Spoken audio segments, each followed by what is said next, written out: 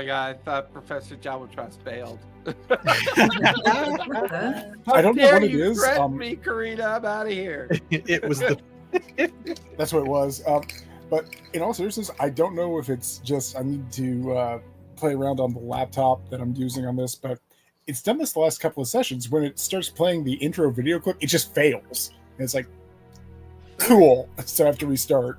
Oh, that is weird. Yeah. It sounds like you've got to go cut a potato in half, rub it on a doorway arch, say 2 words of encouragement, bury it under the full moon in your backyard, and then reboot your computer, and it should work just fine. That's how that works, right? That's IT. That's how you got those notes, right? You got that all in the notes, right? Wait. You didn't say anything about appeasing the machine spirit. I don't. Yeah. You already the whole killed act that guy. is appeasing the machine spirit. You already killed the machine spirit, man. Come on. No, it's Trauma's ghost seeking revenge. That's exactly. Unfortunately, I think I know what it is, and it's because hubby keeps going out to Gorefest and like seeing movies and stuff while I'm doing this, which Gorefest is a horror thing at a local bar. Like they show horror movies on Sunday nights. But my main computer, I have multiple cuts on my hand, so it's tasted blood, so it would work fine for the next year. My laptop's just like, nah, man, I see how it is. That's hysterical. Oh, your laptop demands desktop a gets all blood the love. sacrifice.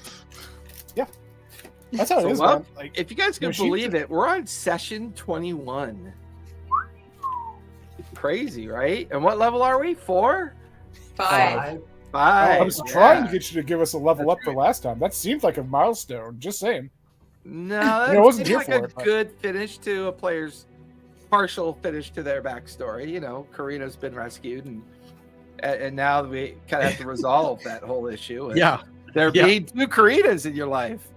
So we're gonna go on an adventure. We're gonna grab the wrong one to take with us, and it's gonna be so many problems. There's subtle differences. There are subtle differences. I mean, other than that, Karina, not Karina, but Karina, and Karina. Wow, we got to figure that out. It's gonna become Smingle full time, right? I was trying to make a meme that was gonna be like the Michael Fassbender Magneto meme that was like, show me the real Karina. I said the real Karina. But you have to repeat it at least 3 times. Exactly. It'll be like a picture of Legolas and then Smeagol. Yeah. It'll be like a flow chart of alternate identities. Oh my god, that is absolutely hysterical. So, where we last left off, the team having a rather excellent opportunity at doing some shopping at Darwin's underground opportunity. And then it was Karina that, while the others were back at the Prancing Senator, examining the remains of what was in the portable hole that they acquired, Karina had stumbled across some individuals that seemed to have taken, or at least exhibited, signs that the Karina she was looking for may have been in the possession of a wizard and a group of other nefarious individuals. At that point, Karina tried her best to infiltrate and was discovered, but waiting for them to leave, she tripped over a booby trap on a teleportation circle and nearly died for a second time. But fortunately, she survived what had happened, headed back to the Prancing Senator, got everyone mostly caught up to date, but learned the whereabouts of Karina. It turns out that Karina was being held in the tower of the Chandei Quorum, and it was the one that she indeed was looking for. The team put together a plan of both distraction and infiltration, managed to pull it off, and bring the now freed Karina back to the Prancing Senator, where they began to learn even more about Karina's past and now Karina's need to possibly sort out her future. I believe we're all settling into a long rest when we last left off, correct? Mm-hmm. In fact, everyone had settled into their long rest. I need everybody's passive perception, please. I got a 13. 12. Okay. Oh, it's bad. I think 9. Whoa. 18. Yeah, Ooh. the paranoid Fae is the one that's aware. 15. 15. Okay. Thorn. All the common rooms are up on the 3rd floor. The rooms that you guys all reside in. No, sorry, on the 2nd floor. Second floor. The common workshop. room's on second. We're on the 3rd. Our bedrooms are 3rd floor, right? The 2nd floor is the veranda, and then all the bedrooms connected to a center hallway. On the 3rd floor are all the work, like the study, the writing room, the little tinker's setup that you guys have. And from the veranda side, there's an access to the roof where you can like kind of crawl up onto the veranda roof and get up onto the main roof as well. The main floor has the longer stairwell down to the base of the shop where Binder shuts down into a stasis mode whenever the shop's not open.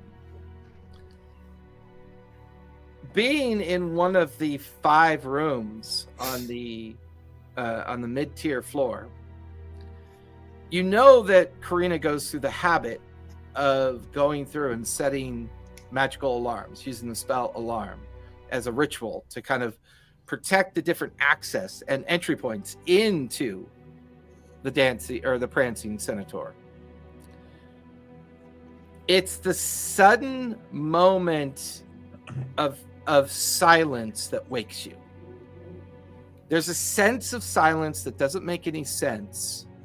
Like, you know, the 2 Karinas are in their room, and you've been listening to them kind of subtly talking to each other until they finally fall asleep. You could hear Eritrea settle into his long rest, Professor and Melody settling into their long rest, and there's a noise that gets made in that process. There's a noise about the night, the distant noise of the city, the idea of night birds, because the position of this shop that you guys own and live in is near the Fate Walks Bridge, and it's near an edge of overhang that allows a lot of the nighttime birds to kind of fly past the main veranda.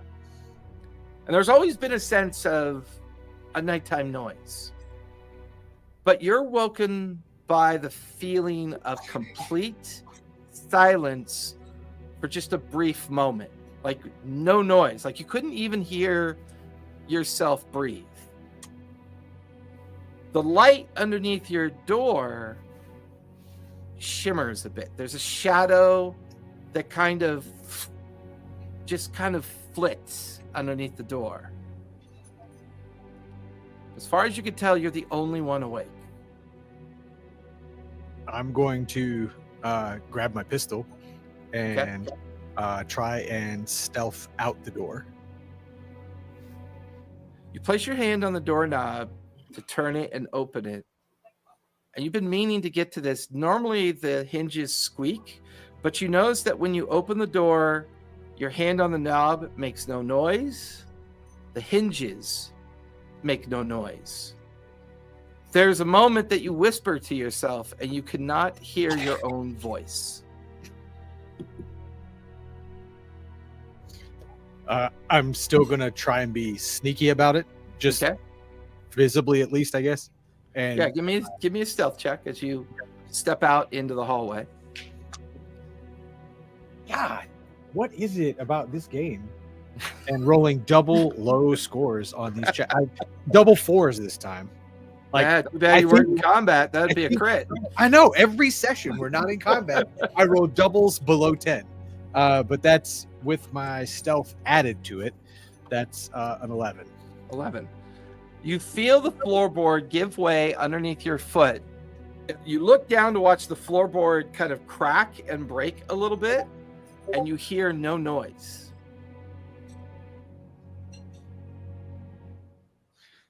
I'm immediately looking. You could see Aerotrio's room to your left, You can see Melody's room to your right. Across the hall, you can see Professor Jabaltros and Karina's rooms. Their doors are shut. No obvious movement, but no sounds either. You look to your left towards the veranda that hangs over the front of the shop. Mhm. You watch as some birds flutter by, but they make no noise when they flutter by. Okay. Sorry, I was looking through my options. Okay. I will take a minute or take a second, sorry, and message to Eritreo's token and then to Professor's token. Just kind of a like. Are those here's- tokens psychically connected, or do you have to speak into something? It's all psychic. Okay. Yeah. Okay. Yeah, I don't have to say anything. And who has those tokens? Jabaltros and Albatross and Eritreo. Okay. And I think Corinna has a token too. Okay. No, you dropped your token on the other person. You dropped your token on somebody. Yeah, she did. You don't. Yeah. And Melody, I don't think had a token from the last time because I was using Eritreo's token to talk with you guys. So I'll talk to the two of them, at shouting in their heads, "Wake up!" Right. And So I'm going to go towards where whoever had the portable hole. I think that was Karina, correct? So I'm going to Karina's room. Okay. Both Professor Jabaltros and Eritreo hear the message sent by Foreign. It jolts you awake, come out of your long rest, and it's the middle of the night. It's like 3:00 in the morning. Two of you kind of hear the urgency in Foreign's voice. Go ahead, Karina. Oh, I was just gonna say, just to specify the way the alarm spell works, it could be a mental alarm that pings and wakes you up, or it can be an audible one. And I didn't actually specify which is not great. Should I make them just like a mix, or should we just like say it's an audible one? I don't really know. Which is No, so the way the alarm like spell 54. works is that if anybody trips the alarm spell, it delivers a magical sensation to you. So you become aware that your alarm trip went off. It's Okay. not like, classic ADP or AT whatever alarm, like this big blaring horn goes off. Doesn't Oh. quite work that way. The alarm spell itself just gives the caster an awareness that trap has been tripped. Oh, that's a shame. I was really hoping for like a big yeah. I was actually kind of hoping for that. Well, that's okay. I mean, next time you just buy brass bells and tie them to strings and put them in the threshold and just have someone trip over it. I mean, that's always, one way you could potentially do it. Oh yeah. So with both Eritrea and Jabaltros now awake, the two of you begin to notice something as well. You cannot hear anything. You can't even hear yourself breathing. Like, you're breathing, like you clear your sinuses, but no sound. You walk across the floor that's usually slightly creaky, and there's no sound. Just this perpetual silence, this unnatural silence. Foreign, as you begin to approach Karina, as you could see, and across Karina's threshold of her room, of her door, Yep. is that the alarm glyph, the little thin silver wire, the ritual emplacement of the alarm glyph. So that hasn't been tripped. You don't get the feeling anyone has made it into her room. You're not entirely sure about downstairs, but you can't really hear much coming up from downstairs as well. Eritrea and Jabaltros, now that you're awake, what would you like to do? I'm gonna walk over to my door, and even though I know this feels like silence, I'm gonna see if I can hear anything against the door. Okay, give me a perception check as you do that.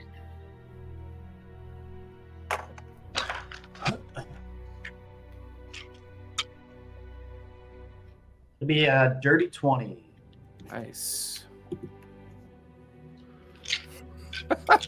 Kurt, you tried to drop an image in the private chat. That's pretty Yeah, sick. it's just That shit don't work. But I would say the elf on the picture there reminds me of Blind Owl from Deadpool, just with no glasses. Oh yeah. You get a 20 on that one, Eritrea? yeah, dirty 20. 320. As you stand there listening to the door, no sound. However, you're listening to the door, you look up, the floorboards or the ceiling is the floorboards of the next floor up. You can see like little bits of light Ooh. shadowing through the upstairs floorboards, like somebody's up there. Ooh. But you can't really hear it.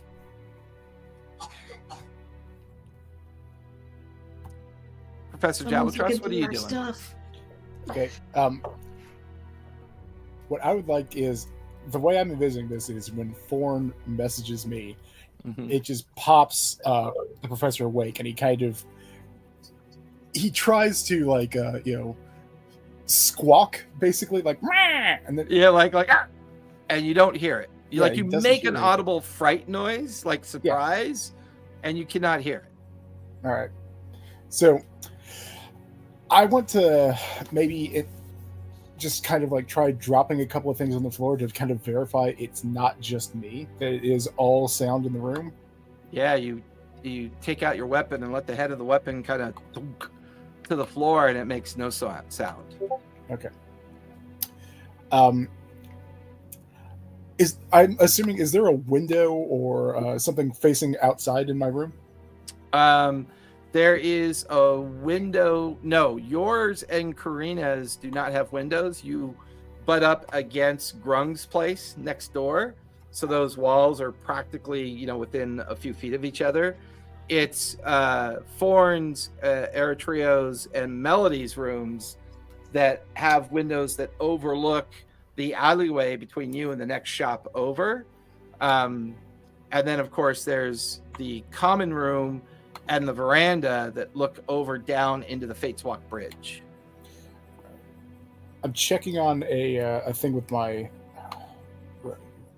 steed. I'm looking at it now. To communicate with Brightquill, is that all verbal, or do I have a psychic connection with them? For now, I would say it's verbal. Okay, because I am not used to having them on my 2.5 session with them. All right.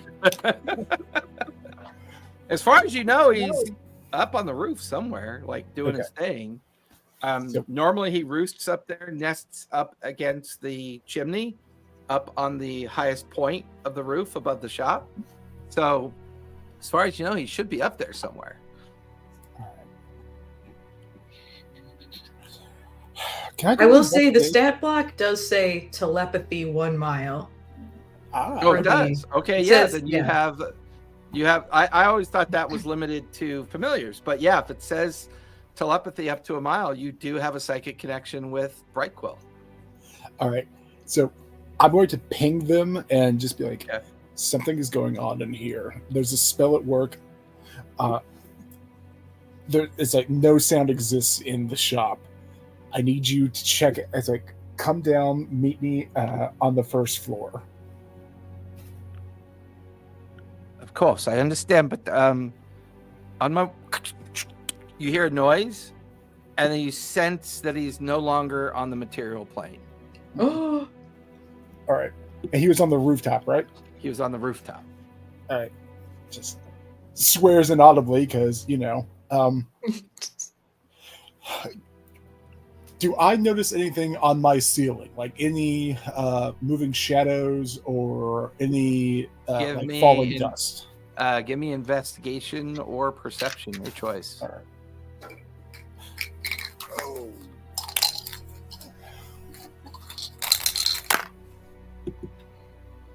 Okay, that is a 16. You do notice through the thin cracks of the ceiling boards light that is kind of peeking through the board subtly, almost like a a muted source of light. It's moving as if it's magically hovering. There's somebody upstairs. They're using magic to look around upstairs. You get the feeling they're also using magic to make the entire space around you silent. All right. I'm checking on the thing real fast just because I want to see what the area is. Okay. So give me 1 second. So this is a concentration thing, but I want to target, if I can kind of pinpoint about where that person is upstairs. I'm just going to say, the hell with it. This is clearly connected. I'm going to go ahead and cast a moonbeam there.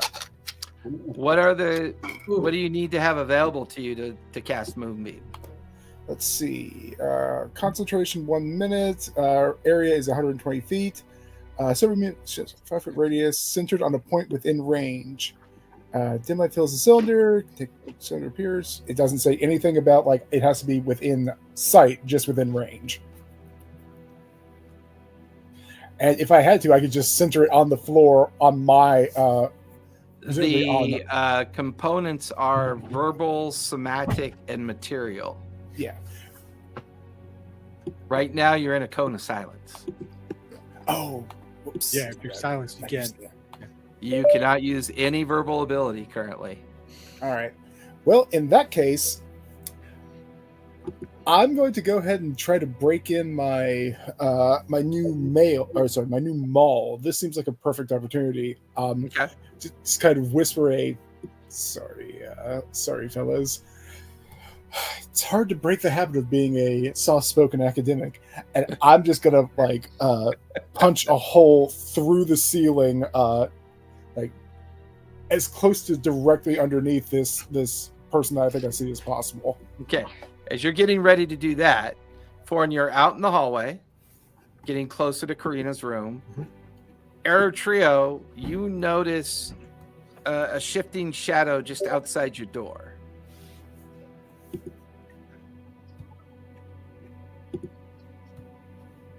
Because you pushed open your door, correct? No, I just listened. Oh, that's right. Foreign did. Yeah, you're Yeah, listening at the door and you notice a light up above. But you also notice a shifting light coming through the crack of the underneath of your door as well.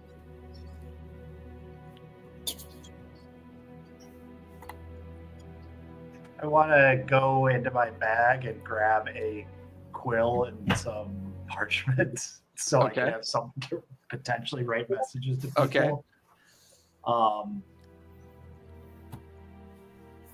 And jeez. Yeah, I'm gonna. How tall is the ceiling? 10 feet. 10 feet. And your ceiling is the floor for the next level up. You know what? I'm gonna kind of take a little note from Jalbatross's book. I'm gonna try to fly through that ceiling. Who just destroyed our house? Lurch up and break through the floor? Yeah. Okay. So before I get to Jalbatross and Eritreos, they do that. Foreign, you're in the hallway. I'm going to intentionally step on Karina's alarm Okay. and open the door because I'm trying to secure the portable hole. Okay. So as you step on the alarm, open the door, Karina, you feel the arcane snap of the spell kind of instantly wake you up. And as you sit up, there's Foreign coming into your room looking very stout, like he's trying to be quiet, but kind of grimacing towards you to wake up. And that's when you notice that he's not making any noise. I mean, he's good, but he's not that good. So he's not making any noise. The other Karina is across from you asleep on the other side of the on that one bed where the bed sits on top of the false floor where you guys have everything hidden from kind of view and vaulted and kind of kept out of sight. But as you go to try to answer for, and you notice you can't hear your own words. I cuss a lot. And then I look for the portal. I'm not calling it a hole anymore. Yeah, you look over to where you have the box stashed with the portable hole in it, and you slide the floorboards across. The box is in there. You pull the box out. The portable hole's inside, still there. I give it to Forn to like take to guard it. And Air Trio, give me a strength check as you try to break through the ceiling. Oh, nat 20. No way. Oh, And that will give me strength. My favorite is when So people... 18. Yeah, I was gonna say that 20 minus 2. As you leap up and you put your shoulder and back kind of into the floorboards of the ceiling, it buckles up and cracks, and you swear that something shifted on the floor when you did that, but you're not entirely sure.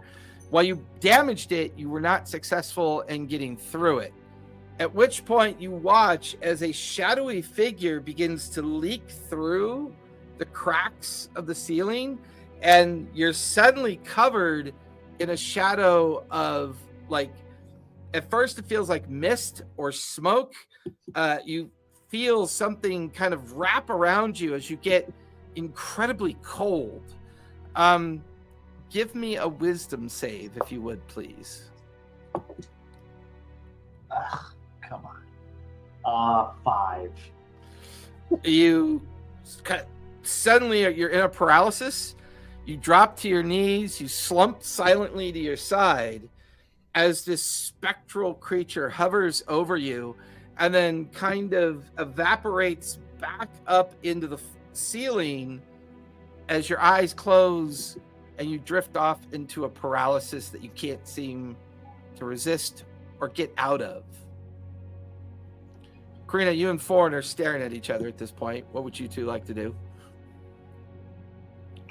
Now that I've gotten Corinna up, I'm gonna go towards Melody. Okay. and I'm gonna wake up the other Corinna and make sure she's okay. You get over to the other Corinna. You watch Forn go back out into the hallway. Forn, as you get back in the hallway is suddenly, like, for a brief moment, so cold that it leaves a frosty vapor trail near Eritrio's door. Like, it bursts out underneath his door and then kind of quickly melts as soon as the ambient air temperature kind of, heats it up a bit.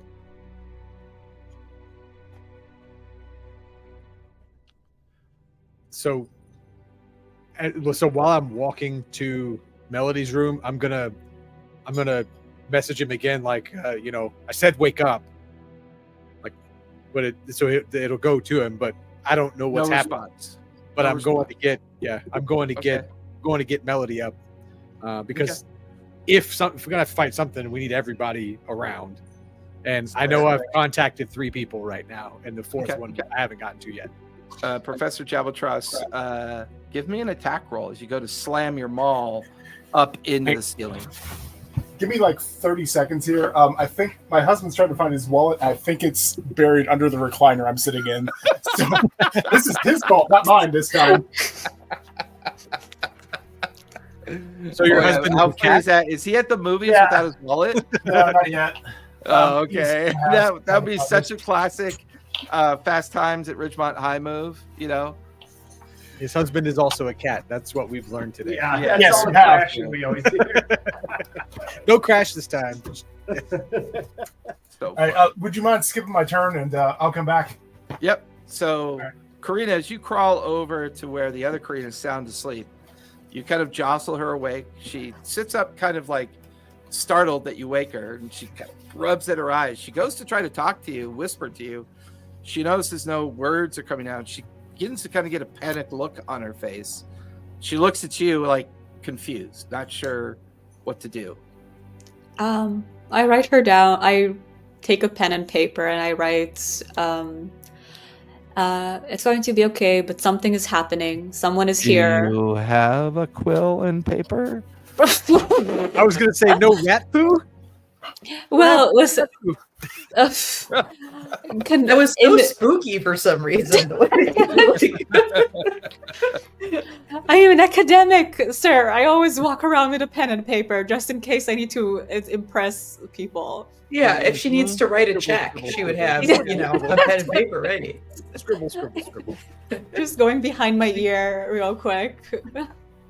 Karina would keep a little quill behind her ear, like a very That part I fashionable quill. believe. I don't know Yeah. about a folded up piece of parchment in her front pocket, but I would imagine that she would quickly wake up and either grab her pack of smokes or grab her quill and jam it behind her finger. It's too I'm early changing for my this. mind. I'm not helping anyone. I'm smoking cigarettes. It's too early for this. She's super edgy that way. So, I find something to write on, and Yeah. I try to just communicate. Something is happening. Please don't panic.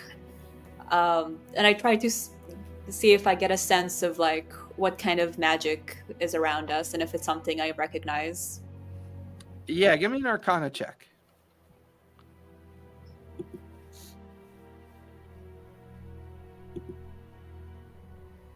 It's a nat 20, so it's 26. Nice.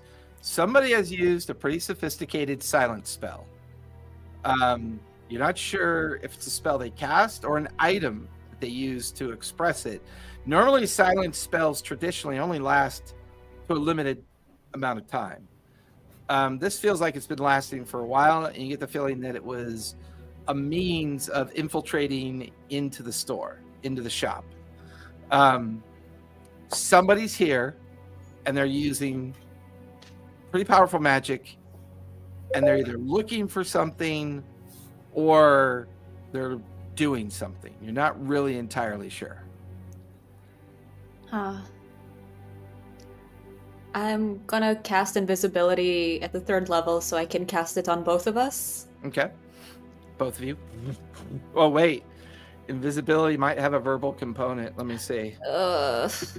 I think it does. Let me double check. Most spells do, unfortunately.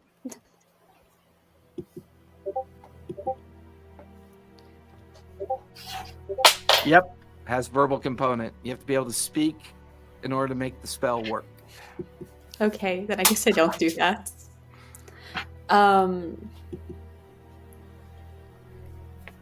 I think her primary concern right now is making sure the other Karina is safe. So, I think if I do Misty Spell, can I take Misty Step?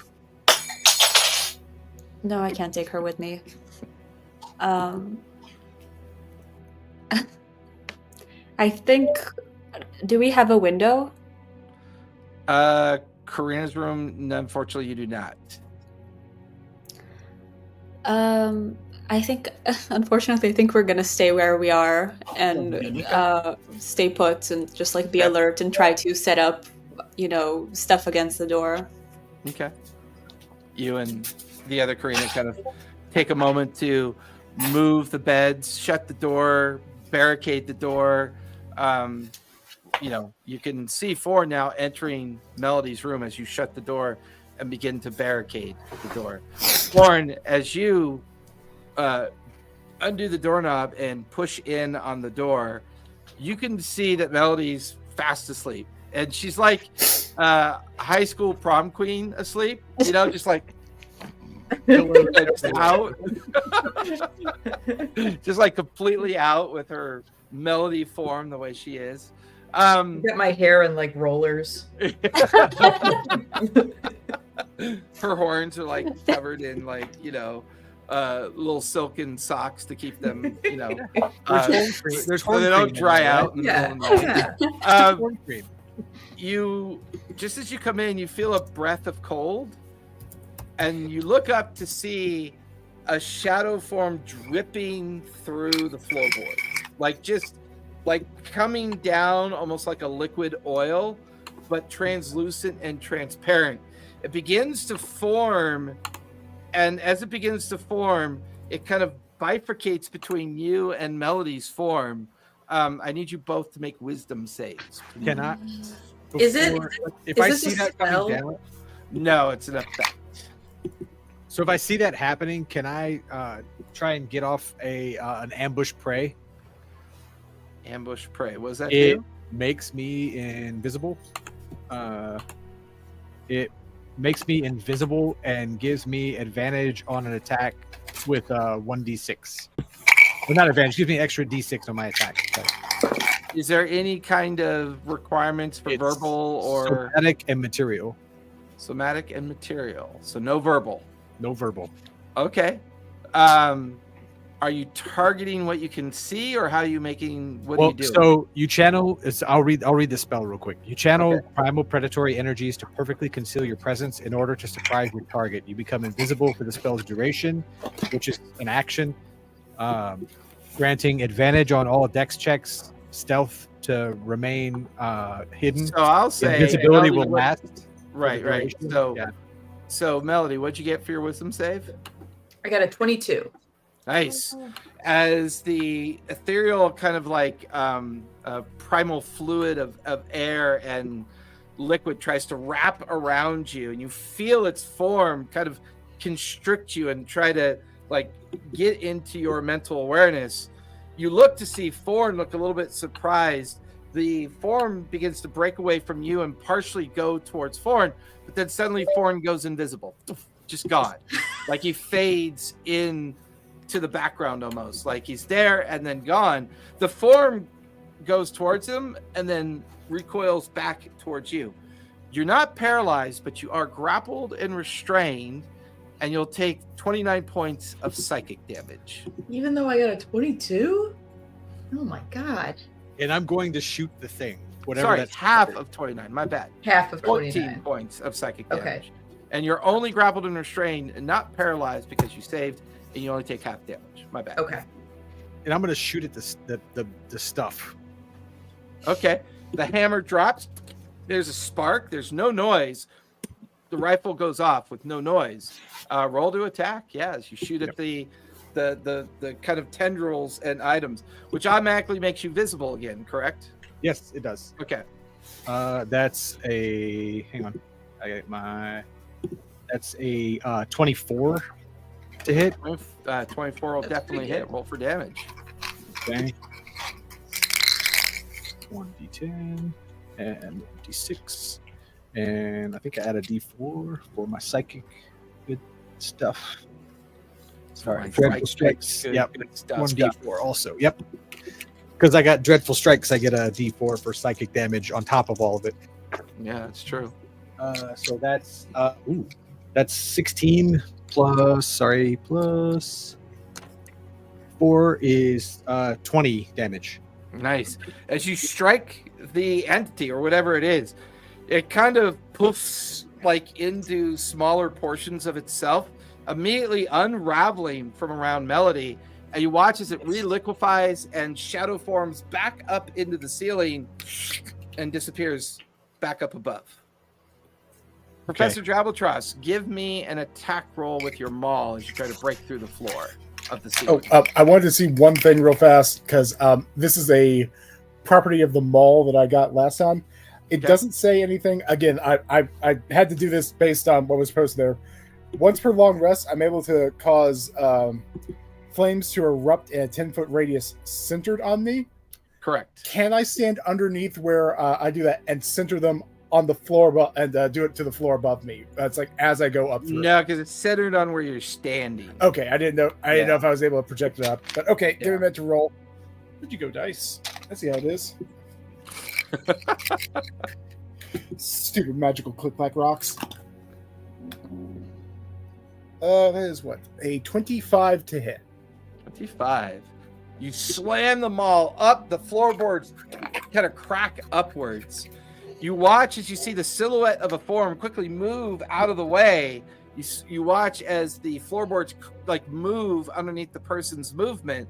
There's definitely someone up there. You've kind of broken a 12-foot gap in the ceiling above you. All right. Can I either fly or pull 12 myself through that hole? Yeah, you got reach up and you start pulling yourself through the hole. as you reach up and start pulling yourself up, you immediately feel this like intense cold begin to coil around you and form around you. Give me a wisdom save, please, if you would. Wisdom save. Professor is smart. He is not wise. We've seen plenty of evidence of his lack of wisdom. Oh, cool. That's actually pretty good. That's a 19. Ooh. 19. Yeah, the DC is a 16. You feel the sense of paralysis almost take you over, the ice cold touch of whatever this is. However, as you're halfway through the hole, this strange, like shadowy liquid is wrapped around you, and you're restrained, you're grappled, take half of 29 points of psychic damage. You're kind of in this hole looking around, and you could see this 5'4" brunette standing. She's flanked by two shadowy creatures where their tendrils have been cast out onto the floor and have kind of dipped into the floorboards. She's currently like turning over her shoulder to see you get grappled and restrained in the hole that you're trying to climb through. And you immediately recognize her as Regina Greencloak. She's wearing the cloak. She's wearing all the stuff that she was wearing before when Karina recognized her, and you remember her talking about her. This is that Regina Greencloak person. She's flanked by these two spectral entities on either side of her that are just dripping liquid smoke out onto the floor, dipping down. Currently, you're grappled by one of them, restrained. I need everyone to roll for initiative, please. Oh, All right. Oh no. Just, while I'm doing that, how close is she to me right now? 30 feet. 30 feet. Okay. That's the downside of having cats in my lap. I can't really do that. What's my initiative? +4? Okay. Well, I'm probably going last in the order. you sure? Let me. It's a 6. I got a 6 as well. Do we want to roll to see which of us goes first there, or is it? What's your dex? How's that? My dex. You can go off dex if you want. My All right, because my dex is 18. mine So, is 13, so okay. I'm just gonna put it as a 7 then, just so it's not like. That's fine. consistent. It's not like I'm Form going to be doing much being paralyzed. Karina with an Oh. 18. I'm grappled. So. Oh, that's what I was looking for. Let me switch that to the correct one. There we go. All right. So for now, the only person up here broken through the floorboards is going to be Professor Jalbatros. I'm going to hide Melody for now. Hide Karina for now as well. I need to get that mini. That mini turned out so good. Yeah, it looks pretty boss. I'm going to hide the other two as well. So for now, I've got Professor Jalbatros up, broken through the upper tier. Everybody else is kind of stacked down below the third floor, kind of watching as from Melody and Foreign's perspective, the retreat of whatever that creature was that tried to strike at Melody. You sensed, you like felt a reverberation, like something happened, but you don't hear it. Professor Jalbatros, you are in this part here, partially through the hole. Ford, you are up with Karina on deck. Okay, so how many action points would it take to get up there? Like, so basically, after waking Melody, my next task was to go up. Right. And I'll clear say up. it will cost you an AP to get up to the doorway. To get up to this far door, right? Not the one to the room she's in, but the other door. Correct. To this one right here. Okay. All right. Question is, though, are you being... Well, you could be stealthy, but you're not really sure if it matters. Yeah, I mean, I would still be trying to be stealthy anyway. Okay, yeah. Give me a stealth check on your way up. Okay.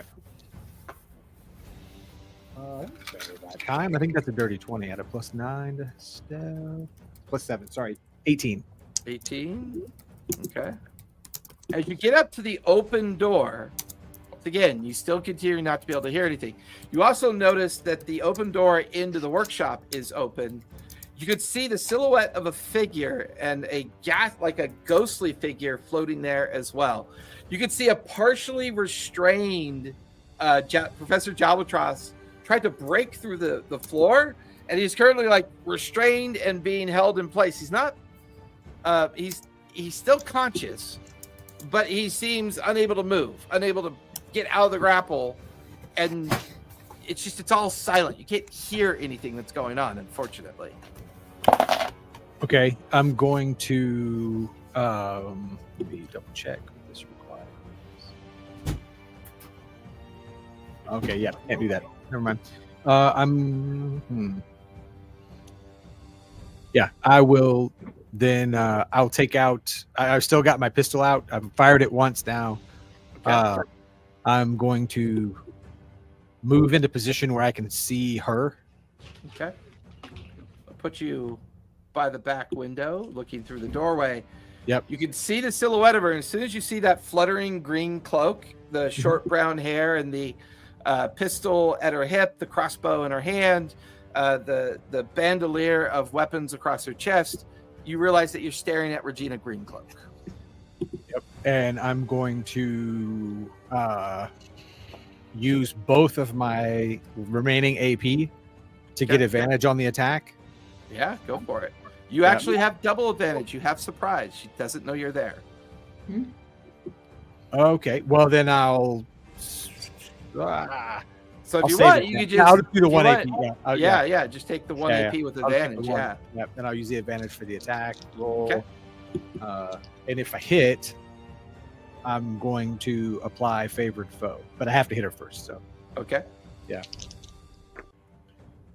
Oh, so freaking close. That was a 19 plus 9. So it's a 28 to hit. 28. Get an Yeah. extra D4 of damage. You watch as the silent shot makes no noise, just a flash of light. And that's when one of the spectrals here sees the flash of light, and it gets its attention.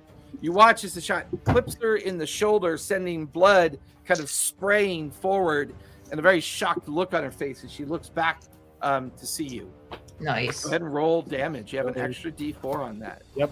With the extra D4, that is 8, 11, 13. Because I got D4 for the psychic damage for dreadful strikes. I can do that once per attack. So after your shot, Yeah. the creature is going to react. Going to use a reaction and do chilling strike. You watch as the shadow creature suddenly begins to hover. Its form goes slightly liquid as this long tendril of energy comes pulsing towards you. Ooh, that is going to clearly miss. You kind of duck off to the side as the tendril goes right by you. A sense of ice cold just kind of like kissing your cheek as it goes by, slamming into the back wall, turning like a 2-foot round pattern of frozen ice around it. At that moment, Eritrea, you no longer feel paralyzed, restrained, and grappled. Something has caused whatever got you to be distracted. You're lying on your side on the floor in dead silence. Your door is still closed, but you get the feeling that something is going on. So you're now conscious and aware. With my last AP, I'm gonna. How many shots do you get per attack? 2 or 1? Oh, I do get 2. I'm sorry, I didn't roll for my. Thank you. Take your second shot. And that's no longer with advantage, though, right? Correct. She's no longer It's surprised. it's 2 attacks per action. Yeah. Correct. Thank you for that. Ooh, an 18. Dang, that dice is rolling hot. I'm gonna keep that one today. That's a 27 for that one. Okay, go ahead and roll damage. And so that'll that does not get the. I applied favored foe, so I'll still get a D4 for favored foe. Okay, and you get a D4 for exceeding her armor class. All right. 5. 11 for that attack. 11. She will use evasion to have it. Okay. She at the last minute she twists. The shot kind of scrapes across her chest, a little bit of blood kind of like spraying and kind of damaging her leather armor. She will use her reaction to take a shot at you with her hand crossbow. Oh my god, I hear the cat. That's The cat noises. She is going to use hit advantage because she's using lucky. 16 plus 7 is 23 16 to hits. hit. Yeah. Oh, 16 That's hits? plus a D4, yeah. Okay. It's a D4. That is unfortunately going to be max damage. It's a 6 plus a 4 plus a 5. So that's going to be 15 points of piercing damage. Okay. That was her reaction. You still have 1 AP left. Yeah, with my last AP, I'm going to my point is to fire through the floor. Like through the hall, like into the hallway downstairs, just to give a visible idea, because nobody can hear anything. But if I can shoot a hole in the floor, give me an attack roll. Just make sure your gun doesn't jam. Okay. Yep. That's a 23. 23. It's very weird because it's like everything's so silent. So like you pull the trigger, there's a silent flash. You watch as a silent hole gets blown in the floor near the hallway. At which point, Karina, you see a ricochet of a round silently pierce through your door. And Melody, you see it come through your wall. It's like at a weird angle that it affects both Karina's room and your wall in your room, Melody. This silent little pinhole that, just kind of expands, and then kind of you watch as a flat, round ball kind of flattens itself into the wall, just like right past you. I think you still have 1 attack left with that AP. Oh yeah, I do. That attack. Let's see, that would be with disadvantage, but yeah, we'll do it anyway. Actually, with the last attack, can I just reload, or do I need to make it a separate attack? I mean, your reload's inherent to your proficiency, isn't it? Well, it still takes a turn, right? Well, it takes an action. Or it takes okay, yeah. All right.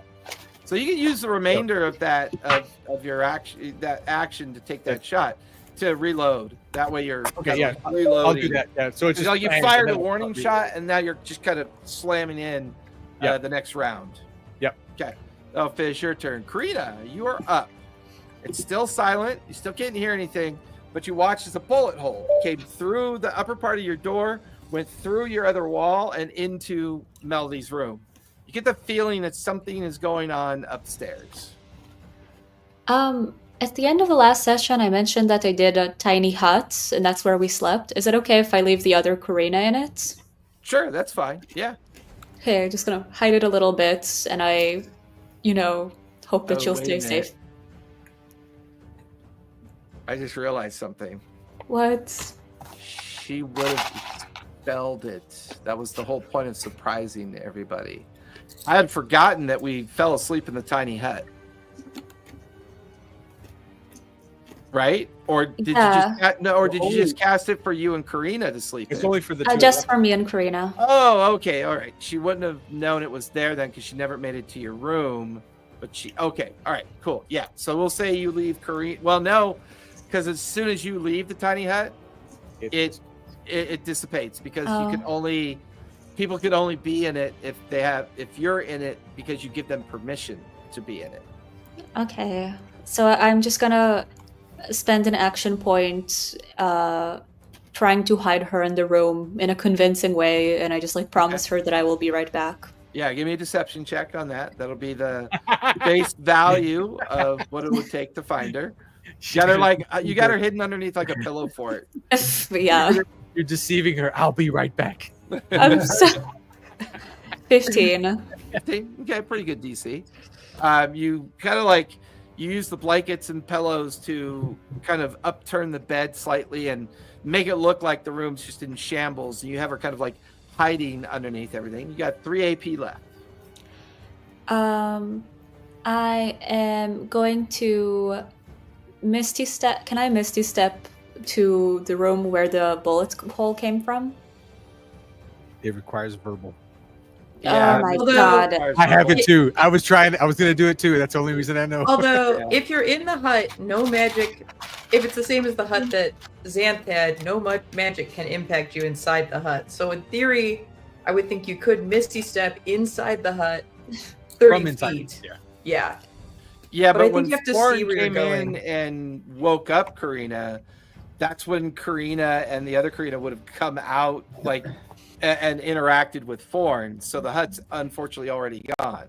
All right. But I will say this much to that point, since you do know that the hut would have prevented some kind of magical effect, you get the feeling that the silence effect is something that's affecting the entirety of the building, and that's why it's so silent outside of the tiny hut. Like you and Karina heard each other wake up as soon as Thorn woke you up, but as soon as you came out of the hut, that's when you noticed that everything was silent. So you get the feeling that something is affecting the immediate building, the rooms and everything, creating silence.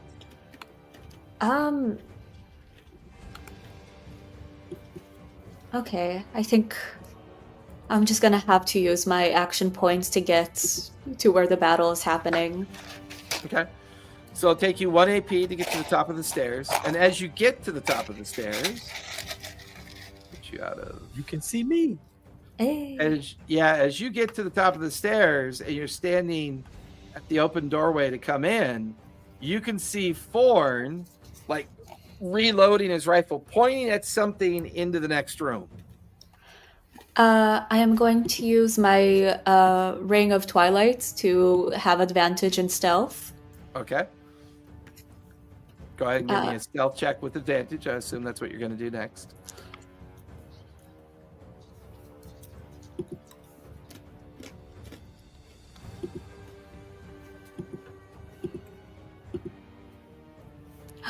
Wow, thank God for that advantage. That's a 20. Yeah. Ooh. Okay. You notice the other door is open to the next room. You get the feeling that whatever Thorn is shooting at is directly in a line of sight with the door. Okay, so in my stealth, I try to come into view of what's on the other side without being seen.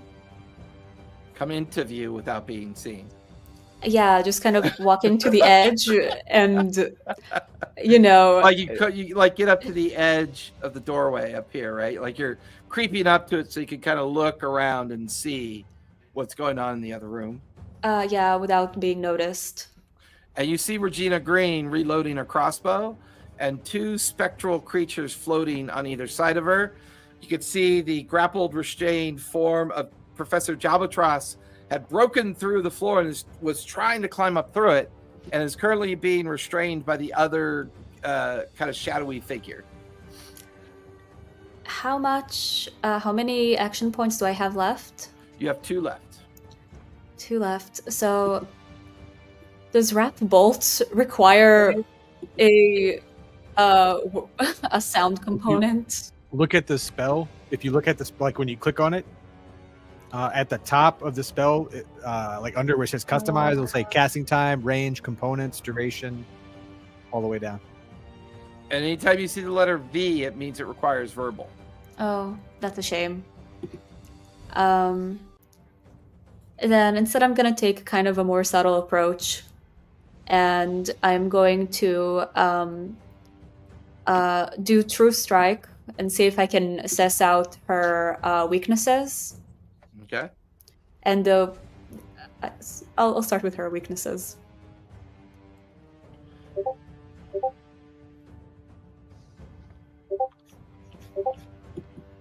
Yeah, that's somatic and material and self. You have to make an attack with a weapon to pull it off, though. I have the one that's just like you point a finger at a target in range. Is it? It's one action. It's the Might be the spell, one. though, right? Yeah, it's a spell. It's a spell. It's True Strike, Legacy, Divination. At will, you point a finger at a target in range, or magic grants you a brief insight into the magic's defenses. On your next turn, you gain advantage on the first attack. Thing? It's like a warlock pact ability. Yeah. Gotcha. Next turn, you get advantage. You can literally like point at her and get an insight to her weakness, right? Yeah. Okay. As you point at her, that will expose you, and that'll allow her to understand that you're there. Damn it. Then instead I will do detect magic to see if I can find where the like silencing spell is originating from. Yeah, you spend the 2 AP to kind of pulse out detect magic around you. You can see a transparent glyph that has been etched onto the floor that overlaps the floor that you're on as well.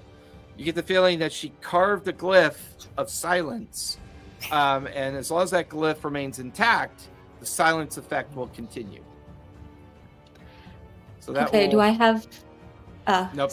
Yep, you're out of AP, so that'll finish. And I just try to say that I'm trying to stay stealthy with my 20 roll and hopefully be unnoticed for her time to attack. Yeah, you haven't revealed yourself yet, so she doesn't know that you're there around the corner. She's focused on Forn. One of the spectrals is focused on Professor Jalbatros, who is trying to break through the floor, and you're not really sure where the others are at this point. Okay, thanks. All right, so that'll finish your turn. The creatures and Regina are up with Melody on deck.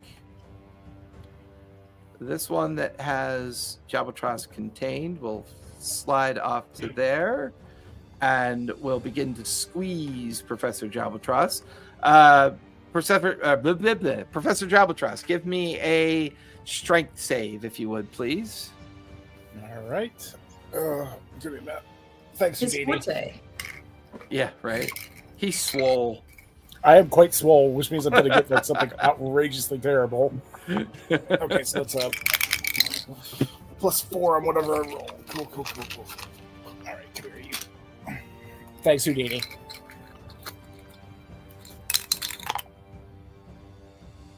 That is a 21. As you feel the tendrils of cold try to pull in on you and squeeze you, you kind of just let your biceps kind of rage a bit. You push back. Take half of 12 points of force damage. And that spectral will have to remain focused on you. Cannot do anything or it will break concentration. This one is going to fly into the room and go right by you, Karina. So if you want, you can use a reaction to take an opportunity attack if you want to. You don't have to, but you could. It's up to you. And I'm going to try and stay hidden. Okay. I did have a quick question on the guy that just squeezed me. Because he did move, would that trigger an opportunity attack for me? I know he's grappling me, technically, but... Well, no, because you're over here. He never got close enough. This creature's reach is like 20 feet. Okay. This one's going to come into the room, ignoring Karina because it doesn't know that she's there. First, it's going to do a shriek at you. It can't. The solid glyph is still up. Can't do the shriek. It's going to use 2 APs to have an attack advantage on you, Ford. That is going to be a 22 to hit. Sure. Hits plus a D4. Okay. That is going to be 8 points of cold damage. And then she's going to use her last AP at disadvantage to strike at you. That's a natural 20 and a 2. You watch as her tendril of cold kind of strikes out at you and goes right by you and kind of cracks into the wall behind you. Nice. Gina is going to spin around, pull 2 pistols, and start shooting at Forn. First shot. That is a 5 plus 7 is a 12, so that's going to miss. Her second shot with that pistol. That is going to be a 24 to hit that time. Yeah, that's plus 2d4 or a d6. I forgot how we do it. That's No, 8. it's just no. As long as it exceeds your AC by 5, it's just an extra D4. Okay. Okay. Yeah, just an extra D4. Okay. That's going to be 7 points of piercing damage. Yep. She's going to spend 2 AP and do it again with a regular shot. That is going to be a 19 and a 12. 19 hits. Yeah. That's 7 points of piercing damage. Yep. That's going to leave her with 2 and 2. That'll use up her AP. I was saying because she had a reaction on me earlier too, right? So. Yes, that's right. She did. Yeah. So that is going. That's right. Because 2 and 1 and 1 for the reaction. That'll finish her turn. Melody, you are up. It's still very silent. Can't hear anything. You saw Forn take off for what you believe to be might be the upstairs area. Okay. I was going to shot a hole through your wall. Also shot a hole through your wall at like a downward angle too. All right. I'm like in my pink nightgown. I'm picking up my giant longsword, and I'm going sprinting down the hall. And if I can, I'm gonna like smack open Eritrea's door as I go. Yeah, and as you do, you push his door open, and there's Eritrea like on the ground on his side, like kind of recovering from something, like he's getting back up onto his feet. So I'll just like be waving him like, come on, like Okay. very So impatient. you're waving at him. You launch yourself up the stairs. You get up to the doorway. You see this floating kind of ghostial, like ghost creature, in like striking towards Forn. Forn's looking a little bit rough. He's taking some damage, and he's currently like finishing reloading his gun. You can see Karina hiding in the corner, like pointing around like this at the doorway. And you can see the silhouette of somebody reloading a pistol. Okay. So have I spent 1 action point so far? You've only spent 1 action. You're Okay. and that got you up to the threshold of the doorway. All right. Let me run up and take a slash at that shadow guy with my longsword. Okay, so I will roll. Get in the base with it. We'll say you finish your move in Okay. base with it. So you have 3 AP left. That's an 11 to hit. You watch as your longsword just very lightly goes through the form, just bifurcates right through it, but doesn't connect with it. Okay. Let's see. Let me. I guess. The thing is, You all get my 2 stuff attacks, has a right? verbal component. Oh, I do get 2 attacks now. You're Don't level I? 5, yeah. Oh, how exciting! Okay, let me try again. It's been a while since you guys were in a toe-to-toe combat, so That's a nat 20 for a 26. yeah, max hit. So max out your dice and then re-roll them. Okay, and unfortunately, Divine Smite is also verbal, so it's just a regular hit. Yeah. That But- stinks. Do you get any like pluses for being over the AC? But Well, no, because it's max crit. You don't get the pluses for over the AC for max crit. so max crit then is just where did it go? Max So whatever crit you would normally be roll for damage. 11. What's that? 11. 'Cause So it's what 1d8 dice do you? plus- So it Hold would on, be for a longsword. It's 1d8 plus 3. So you automatically do 8 points of damage. Now Okay. roll a D8 again. Okay. Are you using that fiery longsword, the new one? No, that didn't. Did that go to me? Uh-huh. Oh yeah, I used that then. I guess. It had extra D4 fire damage on your attack. That's Oh why- yeah, let me do that as well. Okay. So that's I just rolled a 7 for my rolled d8, so I'm at So because you're 8 using plus the 7. is 15 plus you automatically do 4 with the D4, Okay. right? Yes. So that's 19. Roll the D4 again. All right. That's a 3 for So 22. that's 22 points. Now you add your modifier. Now my modifier, which is plus 3, so 25 points of damage. Yeah, see how that's Right. max crit. So with max crit, that's why you don't get that extra D4 for exceeding the armor class, Okay. because it's kind of already baked into the fact that you max out all your dice roll. Then you roll them again, and that's the max crit damage that you do. Because Okay, there's got nothing it. worse than getting a nat 20 and your damage is shit. It drives me crazy. It just doesn't make any sense. And this time, as your sword slams into the ghostly creature is unable to blur away, and your sword strikes it. It erupts into flame, and you watch as the creature kind of like shatters from the flame from your blade. It pulls itself back together, but it's struggling to be like in existence. It's that strike hurt it, and it's looking rough. Okay. You have Let 2 me- AP left.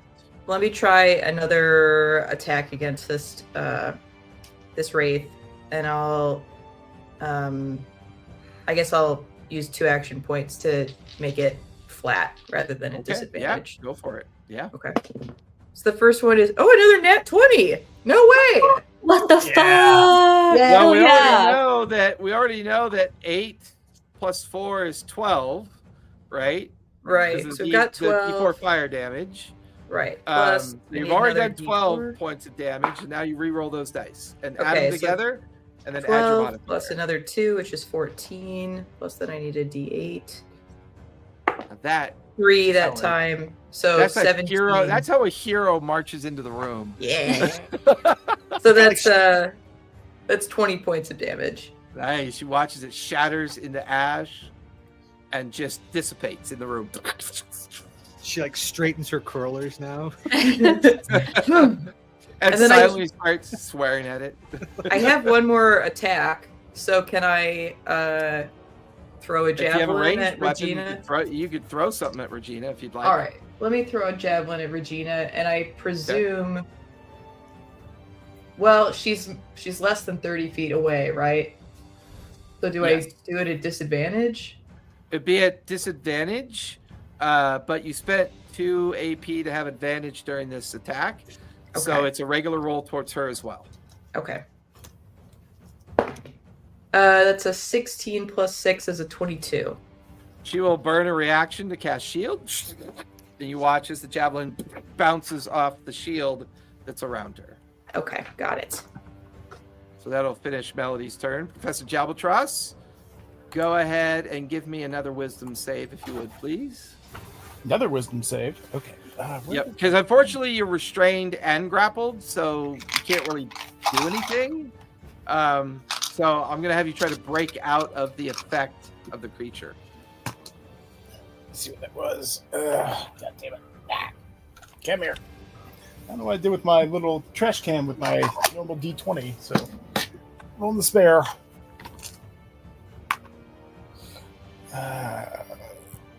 What is that? And I'm sorry, wisdom save? Correct. 19. 19. You feel the tendrils recoil away from you. The cold, icy restrain and grapple feeling gone as the tendrils back off and into the creature. You manage to finish pulling yourself through the hole. You're up on the floor with everyone else, but unfortunately that wisdom save will conclude your turn. Uh-oh. All right, so finish your turn. Eritrea, you are up. You have 4 AP. You're currently downstairs. You saw Melody like wave at you when she went running by. All right. Is there a window in my room? Yes, there is one in your room. And where? So I'm directly below where like Regina and Jalbatros are, correct? Yeah, you would be like right in this area right here. So you'd be coming out a window on this side, and this would be the window up above. Okay. Yeah, I want to try to get out that window in Okay. my bedroom. Okay.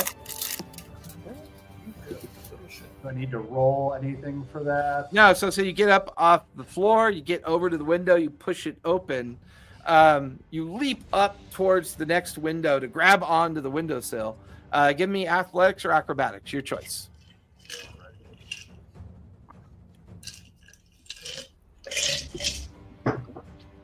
Now, if I'm flying, So Do I you'd get- still have your wings out, right? Because yeah, I got my wings out. Can I just fly up? And Oh yeah, that if you window? want. I always thought you had to pop them out.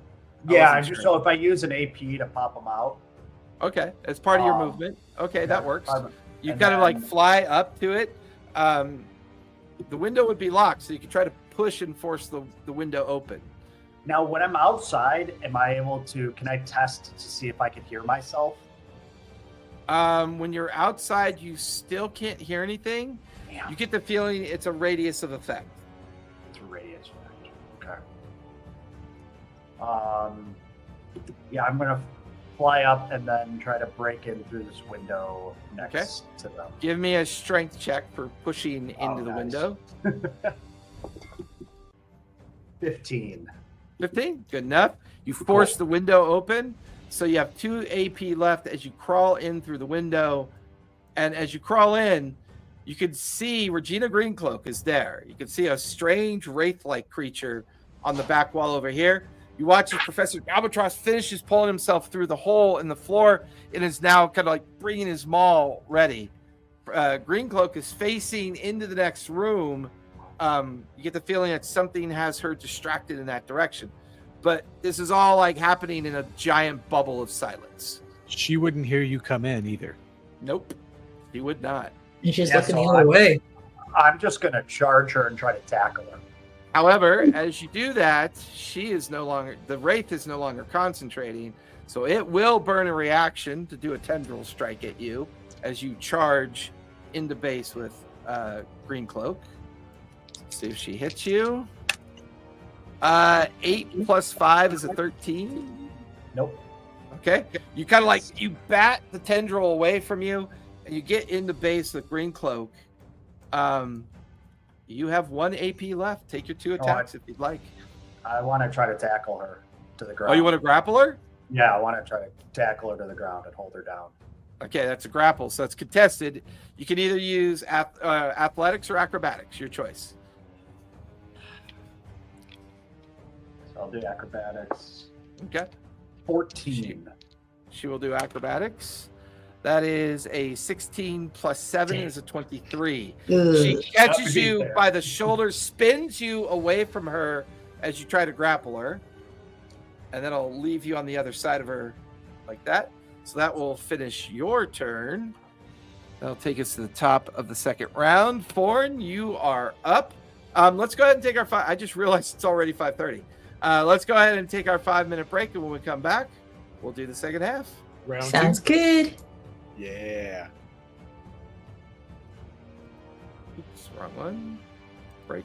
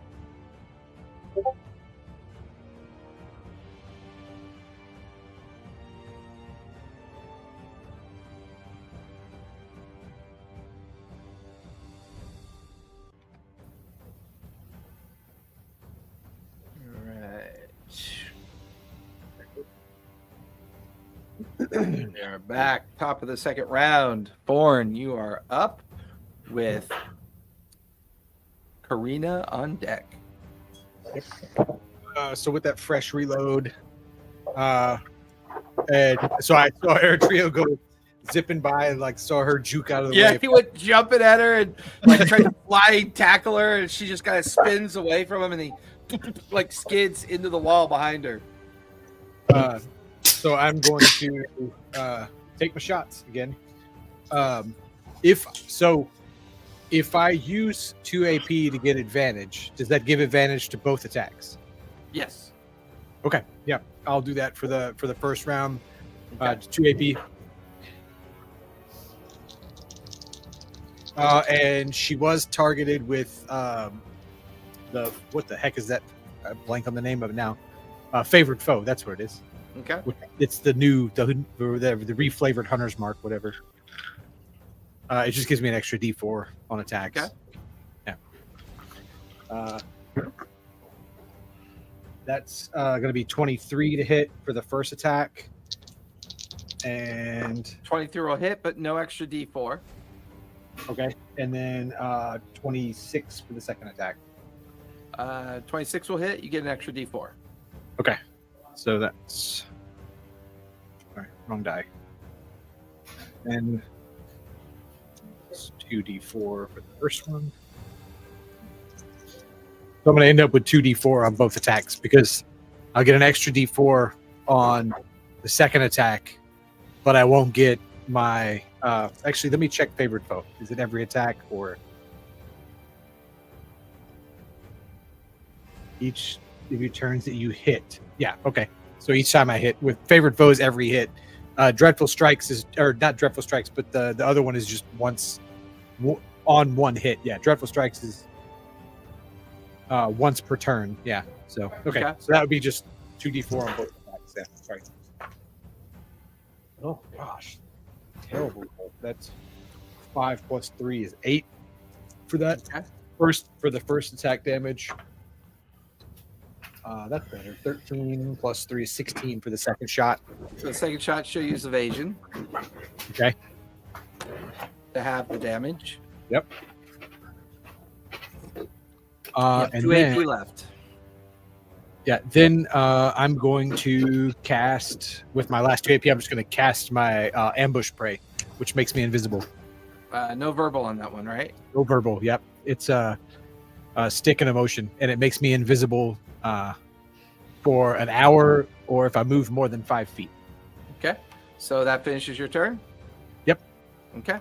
That'll finish your turn. Karina, you are up with the bad guy on deck. I saw her form as a changeling before, correct? Correct. I will transform myself into that form in hopes that it will rattle her. Okay. And how far am I from the glyph that has the silence spell? You're standing on it. It's a huge carved glyph overlapping both rooms. Amazing. I'm just gonna take my knife and try and kind of cut into it. As you take your knife and you slash across the glyph, suddenly all the noise can be heard now. People are like reloading, yelling, and you can hear people's feet shuffling about as the glyph of silence has been destroyed. I am Ooh, going. nice work. It's believe done. that I leaves can you do with- magic again. Yep, that leaves you with 2 AP. But that means she can use magic. I didn't think about that. And Shit. so can the other stuff. Everything can use magic now. Yeah, well, I was thinking about myself. Shocker. Absolutely shocking. The classic I am nothing if Karina. not consistent. I'm gonna poke my head to look at her, and I'm going to cast Wrap Bolt. At what level? So I only have 3rd level spells, but it says 2nd level here. So Okay. it would be a 6d6. Well, the question is, are you casting it at 2nd level? Sorry, no, it is 3rd level. Okay. She is going to counterspell. She'll Oh, bring her thank hand up you. and she'll Rude. counterspell your spell. Which only leaves her with 2 action points left now, because that's her second reaction. That will finish Karina's turn, because that was 2 AP for a spell. Can I poke my head back in? You're like, and then you get counterspelled, you're like, In her form as well, so she sees her own face poke around the corner and then just like fade back. the shade will immediately get into base with Eritrea and take 2 cold strikes on Eritrea. That is going to be a 19 and a 12. 1 hits. Okay, that is going to be 12 points of cold damage. Let's see. So that 1 AP to move. She still has movement left. 1 AP for 2 attacks. She is going to do 2 ranged tendril strikes on Jabatros. Well, that one misses. 19 plus 5, 24 to hit. That'll hit. Okay. Does that exceed your armor class by 5? It is exactly 5. Okay. Alright.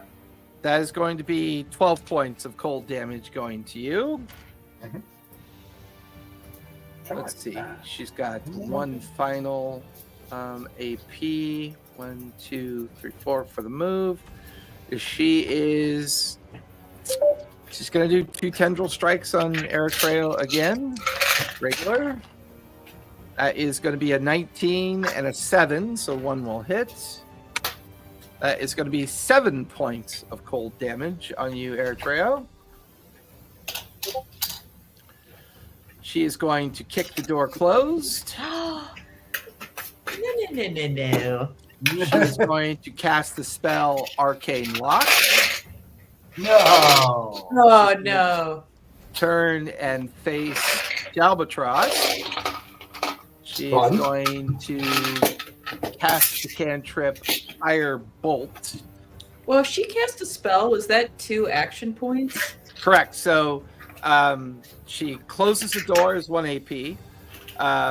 She cast. Oh shit! That's right. She did We 2 only had reactions. 2 AP. That's right. So she cannot cast Arcane Lock. She only had 2 AP left. She will kick the door shut. She will.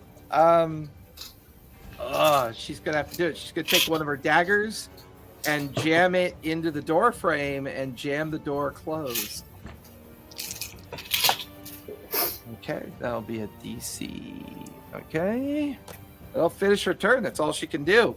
That'll finish Regina Green's turn. Melody, you are up with Eritrea on deck. You just watched as she slammed the door closed, and then you heard her pound some kind of metal blade into the wooden floor. Like she jammed it in there. You even saw the foot of the door kind of like shudder from her strike. Mm-hmm. Okay. Can I basically just do like a strength check to try and slam open the door? Yeah, you move into base with the door. You go to jam your shoulder into the door. Give me a strength check. Come on. That's a 10. 10. It like reverberates and you feel it shudder up your shoulder. You feel like something is blocking the door on the lower side of the door. There's a slight creaking noise from your strike into it, but the door holds. Come on, use them Saturn feet.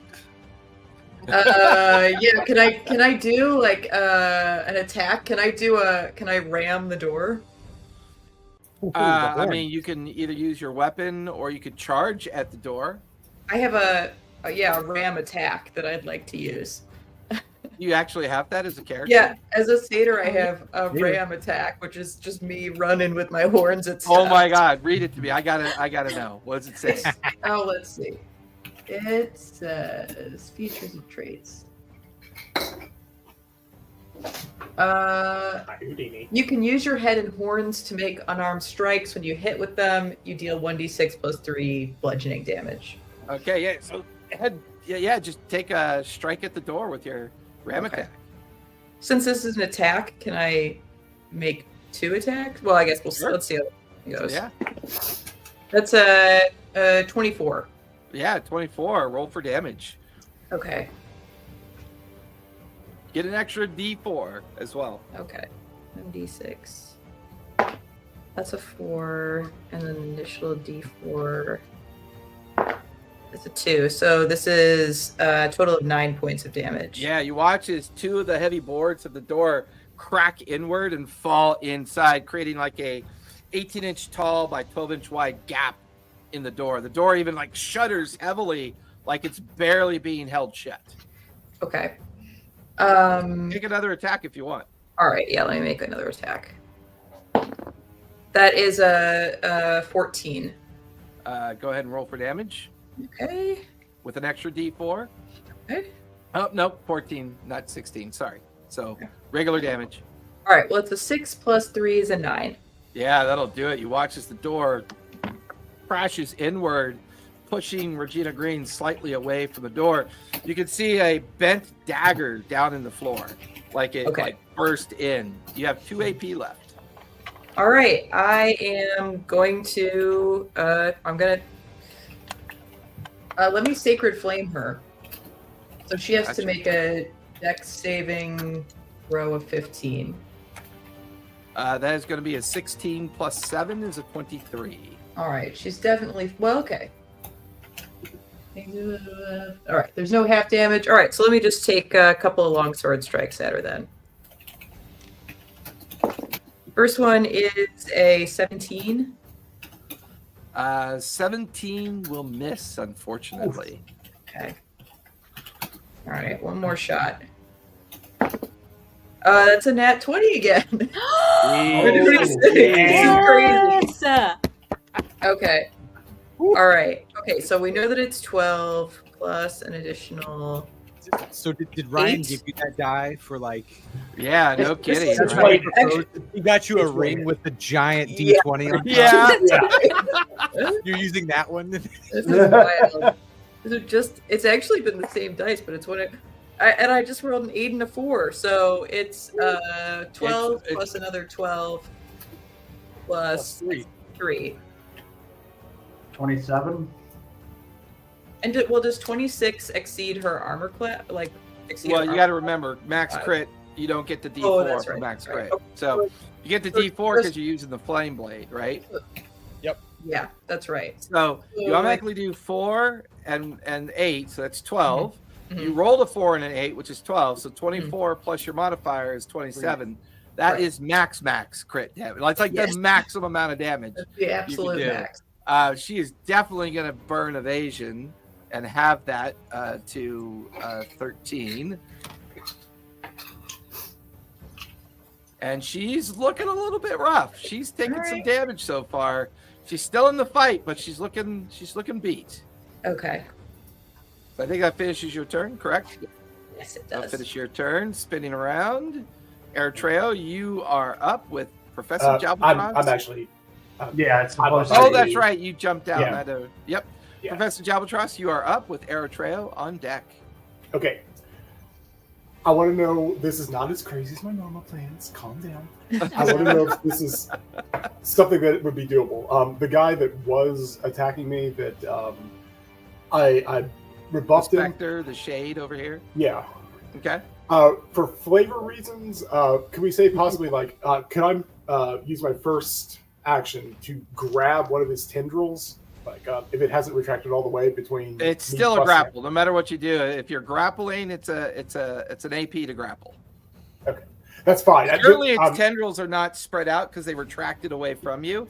It's currently in base with Eritrea and kind of slamming the tendrils into Eritrea.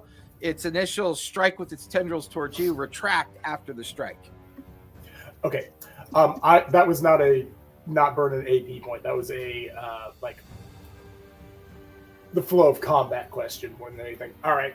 So first thing, the professor is looking kind of rough. He's just gonna kind of look down at his kind of roughed up armor, just be like, "Come here," and burn his first one. He's gonna use all 25 points of healing for his lay on hands. Okay.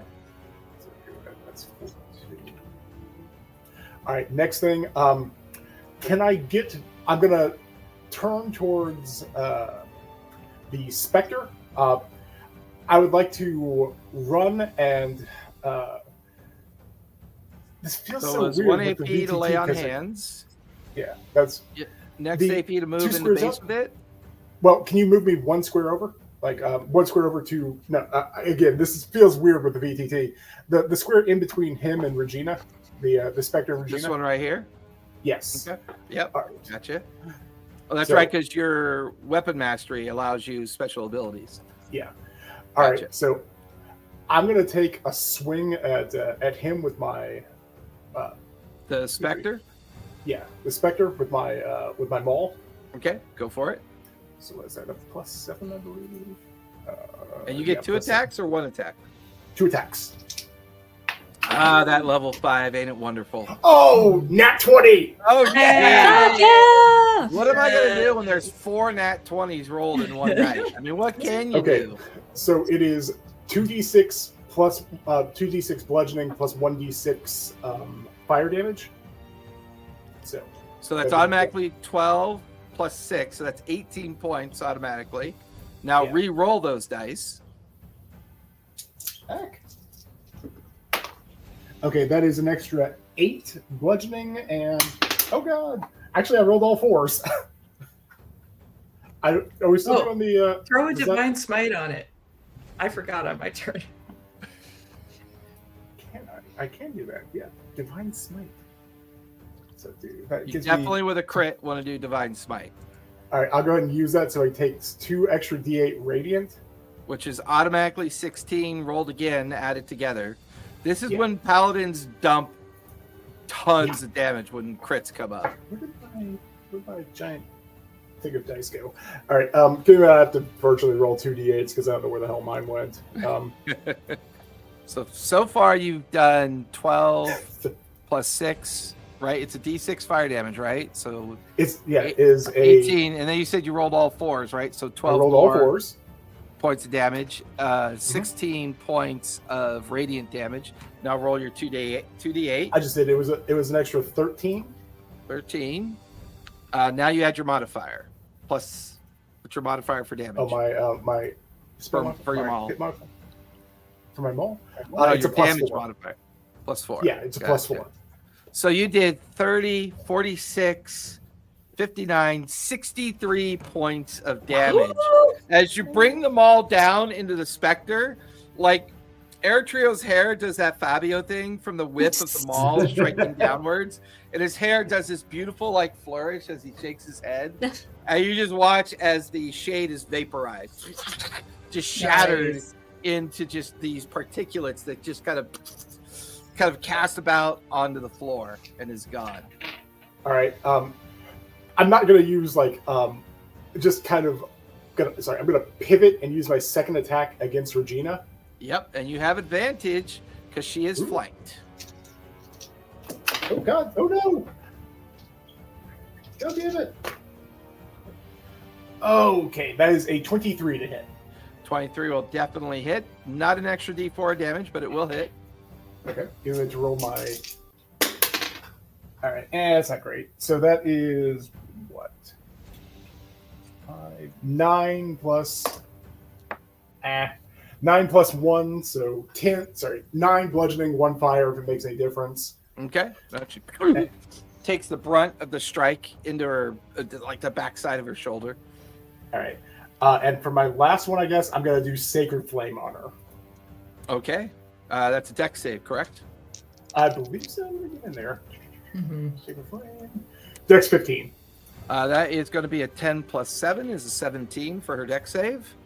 All right, so she takes half, I think. No, Sacred Flame's a Yeah, cantrip, again, so no- it takes no damage.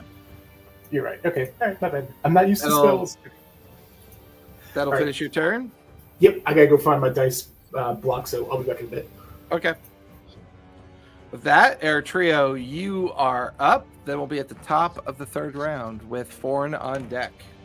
I will get right next to Regina and cast Inflict Wounds Oof, at second nice. level. Yeah. That is a con save 14. Alright. That is going to be a natural 18 plus 3 is a 21. It'll save, but still half damage Yep, for that. still have damage. So that's 7 plus 3, so 5 damage. Okay.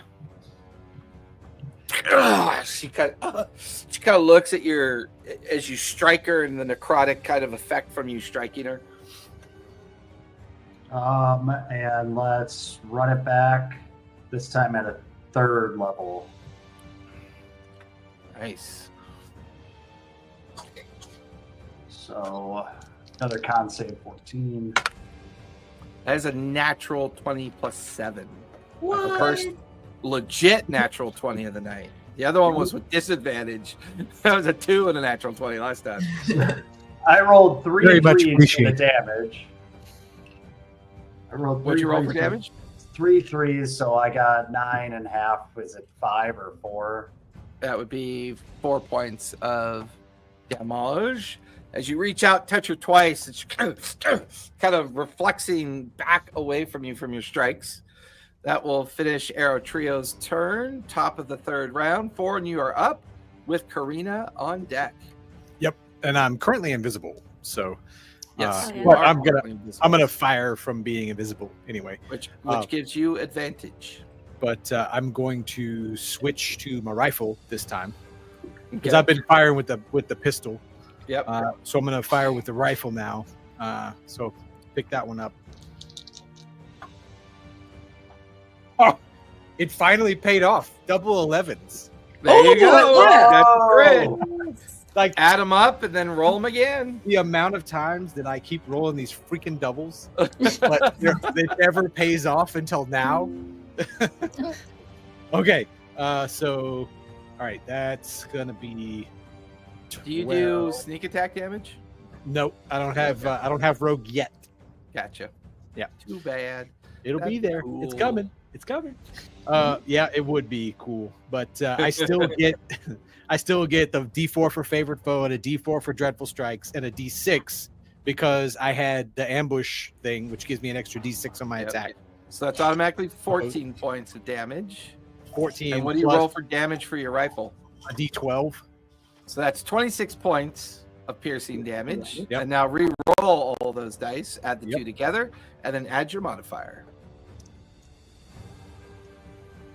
Oh, wrong dice. That's 12. And these crits tonight are just killing this poor character. 14. Oh, poor Oh, character. Yeah, 26 plus 14 is 40. 40. Yeah. Plus 4, so 44. Yeah, she's definitely going to use some evasion on that one, but even that, she is rough looking. Like that gunshot clips her in the neck, across her shoulder, and just a spray of like arterial blood goes backwards. She is looking rough. Ooh. Okay, I'm going to because that was the ambush from last round. Correct. So I was still invisible there. I'll go on and take my second shot. Is it straight shot or is it still with advantage? Still with advantage because you were because you have surprise. You were invisible. That's a 17 plus 9 is a 26. That'll definitely hit. Roll for damage with an extra D4. 12 plus 2d4. That's going to be 12 damage. 12 points. Yep. She is staggered by that one. She's barely standing. Okay. Then I want to. So I want to use Zephyr Strike, Okay. but the reason I want to part of the reason I want to use it is because it gives me advantage on attack. Or what? No, sorry. Zephyr Strike's a bonus action. But Right, which means on your next attack action, you have advantage for using Zephyr Yeah. Strike. so I'll use all 3 AP to give me advantage on the attack. Is that how that would work? So using Zephyr Strike makes it a regular roll. Using using all 3 AP at the same time will now give you advantage on the roll. Correct. Yeah. So I would use all 3. Yeah. So I'd use all 3 AP to give advantage on the roll. But the main reason I want to use Zephyr Strike is it does force damage, and I'm trying to knock her out. So you're doing non-lethal damage with this strike. I'm trying to make it non-lethal. Like I'm trying to shoot for the thickest part of her breastplate to just knock her out. Okay, go for it. So, rolling for the attack. That's 22 to hit. That'll definitely hit. No extra damage though. Go ahead and roll damage. So that's D12 plus 4 plus D8.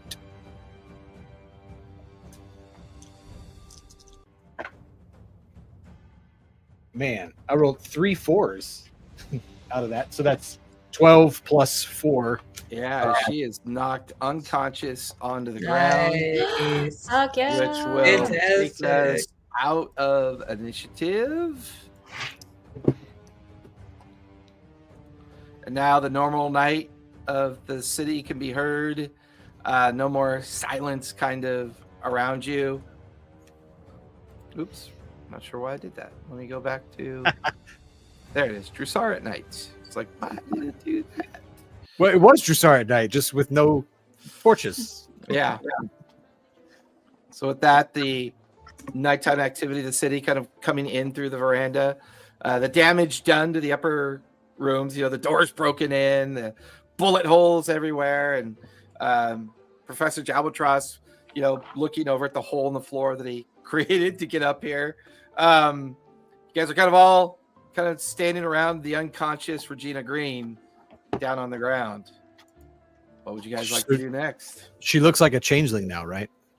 She does look like a changeling now. She's back in her original form because she is unconscious. I stopped looking like her. Well, we have Anybody? a few minutes. I'm sorry, go ahead. Go ahead. I was going to ask if anybody recognizes the changeling. Anybody ever seen this form before? I think I told you guys when I saw her. So you did see her changeling form? Yeah, I have. Okay. Through Evil's eyes. I'm just gonna go downstairs real quick and get Karina to make sure she's okay and bring her upstairs. Okay, you go downstairs. She's there, and she's like, "Oh my god, I can hear myself again. What's happening? Is this my fault? What's going on?" We're not quite sure yet, but if you wouldn't mind wearing this cloak so nobody can see your face, and come upstairs with us, and we'll figure out what's happening. Okay. She kind of covers herself up. I can't see where I'm going now. No worries, just trust me. Okay. You have seen. Are you familiar with Regina Green? I don't know who that person is. Never heard of her. Well, she said that Regina brought her Regina- to Jrusar. Gina took her from the fortress in the Hellcatcher Valley. Yeah, it doesn't mean she's telling the truth. Just because I said it, don't make it true. But didn't she tell us that before? He did, but that doesn't mean she's not No, lying. she told you that. Yeah. But she's freaking out right now, and now she's denying that she knows Regina Green. Okay. I kind of turned back into Regina Green, like a lady that looks kind of like this. Look, please don't tell me she's here. I don't want to go back to the Bastion. Please, look. Just No let worries. me leave. Just let me leave, and everything will be fine. Just let me leave. Yeah, please. it's fine. We defeated her. We kicked her ass. She's so weak. We're so much stronger. It's like Oh. ridiculous. Oh, so you killed her? Well, we're about to. If you want to come and help us with that. Oh, yeah, definitely. She like pushes past you, and you can hear her Whoa. feet like coming up the stairs, and she's standing there in the room with everybody, and she sees Regina Green. You watch as she grabs a letter opener off one of the tables, and she goes over to as if to like Whoa, stab whoa, her. whoa. I'm gonna- Oh, I'm that's gonna grab her. her. Whoa. Yeah. Yeah, you guys all gotta grab onto her. She's surprisingly strong, but she's angry, and Regina's unconscious, but still needs to be stabilized. Right. It don't work like this. It don't work like this. Nope. Well, hear her out though. 'Cause- I love Karina. She is so bloodthirsty. So bloodthirsty. I love Somebody has to be. We'll kill her in time, but first we have to find out how she found us and what she intended to do. She kind of lets her arms go and sets the letter opener down on the table and kind of stands defensively behind Eritrea and Professor Jalbatros and just kind of like walks to the back of the room, avoiding eye contact with the unconscious form of Regina Green. Can we? I would like to tie Regina up, just in case Yeah. she. Give me a sleight of hand with advantage because she is unconscious.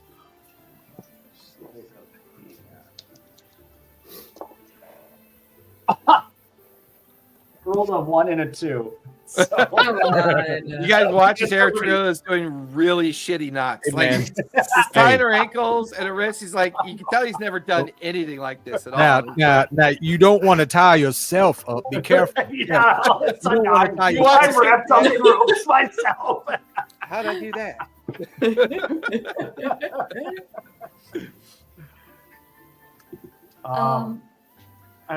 If we can get her restrained, I wouldn't mind casually healing her a little bit so we can talk to her. Forn, you're a ranger. Do you have some knot tying abilities? I'm a little better with my hands, I guess. Why I are you can guys say not that. asking the party girl to tie her up? Oh, you're right. Melody, time to shine. You watch as Melly like cracks her knuckles. Oh, no problem. Never mind. And she does this like, give me a sleight of hand with advantage, Melody, as you begin to I'll give it a lasso shot. her wrists and ankles and keep her Okay. restrained. All right. It's an 8 and a 1. What happened to the nat 20s? It's Come on probably now, because you're come on. sober. It's okay. Look, I got it. All right, give me Ford, yeah, Ford, sleight of hand with advantage. Although all this jostling, she might wake up. That's 22. Yeah, you're watching Yeah. as like Ford is like doing these like weird kind of knots and tying them together. I and tie knots. I tie knots for a living. Come on that's now. true. You kind of pick up her unconscious form and set her in one of the oversized chairs that are in the workshop. I'm going to place a token on her though. Okay. Like I'm gonna just tuck it like under her collar or whatever. Okay. So that Fair. she's unconscious, so she doesn't know it's there. But You don't think the hair's going to be a bit itchy? under the collar. Come on now, look. You got a collar. It's under. Ah, not in, please, under. please. Can I use Born these as another guy with a beard. Like, I'm just saying. Well, you don't have a beard. You have feathers. feathery beard? Fourth wall. Can I use the opportunity of her being unconscious to try and look into her defenses with True Strike? Sure. You take that moment to focus on her form, and she's very dexterous. She is someone who practices rogue abilities quite well, and she's quick. She's fast. She's incredibly. You get the feeling that she might be quite wise as well, because the way she fashions her equipment, keeps pistols and belts. You generally get the feeling that you and your team got lucky. There were you get the feeling if you hadn't gotten those shades under control, and then on top of wiping out that glyph, this could have gone very poorly. This could have gone very badly. But currently, you don't get a sense of weakness either. Can I cast detect magic and start removing the magic items from her? Yeah. She has a spell book. She also has a small pouch of components. She's got a scroll kit on her as well. She's in her backpack. There are 2 journals in her backpack with I'll some. just take the whole backpack. Yeah. You notice that one of her pistols is magical. Her hand crossbow is magical. Her short sword is magical. And her boots are magical. Ooh. Can I take her pistol, please? Yeah. You grab the Yes. pistol, and quite nice. Not nearly the little pocket pistol that you have. It's more of a traditional black powder pistol. Single shot goes off, and you reload it. Is it the magical one? It is magical. Yeah. It's the one that is showing a detect magic ability on it. Or the detect magic picked up some Copy, magic yeah. about it. Yeah. I would have told you guys these are all the magical things on it. Look, I get everything off of. You also collect 35 gold, Hey. 12 platinum, and 8 silver. Do I recognize her spell book as associated with any specific school of magic or divinity? Yeah, give me an Arcana check as you examine her spell book. 22. It is a warlock spellbook. It is the Pact of the Shadow. Found Shadow. Do I recognize which entity that might be associated with? You give me a history check, see if you're familiar with it. 16. It's associated with the Great Old One. Very ominous, very scary. Old one. What do we know about the Great Old One? A lot of pacts derive themselves from the idea of the Great Old One. This could represent a giant creature of immense power and strength that grants abilities to warlocks depending on their pact.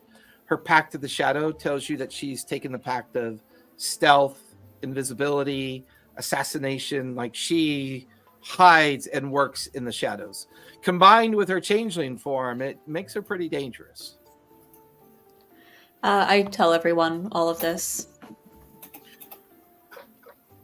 Should we maybe let Fabian know about this?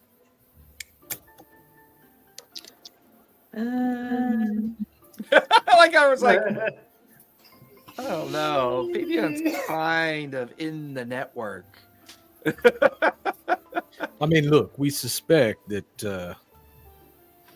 Well, she was murdering people in the first inn. The name escapes me right now. Where Ember Brew stayed. Remember, we found all the sticky stuff and all the stuff in the room with the mimic and all that good thing. You also get the feeling that all these strange name drops that have been going on might be related to her. She was also in consultation with the guy that did the repair work or the augmentation work for Professor Jalvatros, at the oil. You get the feeling that she's got a lot of little fingers and a lot of little things. Like she's been creating more trouble than anything else. I am concerned that just kind of keeping her tied won't do much. I mean, she's a changeling, so she can change her size. And if she has any kind of cantrip with magic, with fire, she could probably get away quite easily. Do we have a better mean of restraining her? I'll roll the portable hole out and put her on top of it. So, once it's rolled out, it's active. She would fall inside. I thought we had to speak a word to No, activate. as soon as you roll it open, it automatically invokes. Well, fold the corner ups. Not to be that person, but we can just kill her. Well, let's try. Let's try to get something out of it. I would like to try to figure it out. Look, It does seem like she's like pretty dangerous and maybe not the kind of person to like tell us a bunch of stuff unless we have some way to force her to do that. Like, I don't know if I don't think she's going to be so scared of us that she tells us stuff. Do we have a dungeon? Yeah. We have a the hole. portable We have the hole. No, a That's what portable people hole have brought that it gives away people in. enough air for 15 minutes. Yeah, we can. I mean, this isn't something I like to do, but Karina, I imagine you're into torture of some sort. Melody? As Eritrea says that with like a kind of the Saren Ray emblem kind of glosses over his smile, kind of has that Mr. Clean twinkle. Just, I mean, Forn's also shady. Why is nobody asking him to do shady shit? I'm not shady like that. Now, come on. I would not advocate for torture. I would say if there's some way we can just force her to talk that's not torture, let's do that. And otherwise, maybe we just kill her. Melody, Professor Jalvatros is Melody, just looking you're- more and yes! more at the hole the entire time. Just Look, I will cast. Well, when we're gonna wake her up, I'll use Hex on her, and give her disadvantage on Charisma saves. you would That also way- be aware through Karina's interpretation of weaknesses. The one weakness is, I would say that all of her spell abilities are a combination of verbal, semantic, material component. So just having a restrained alone takes away the material ability.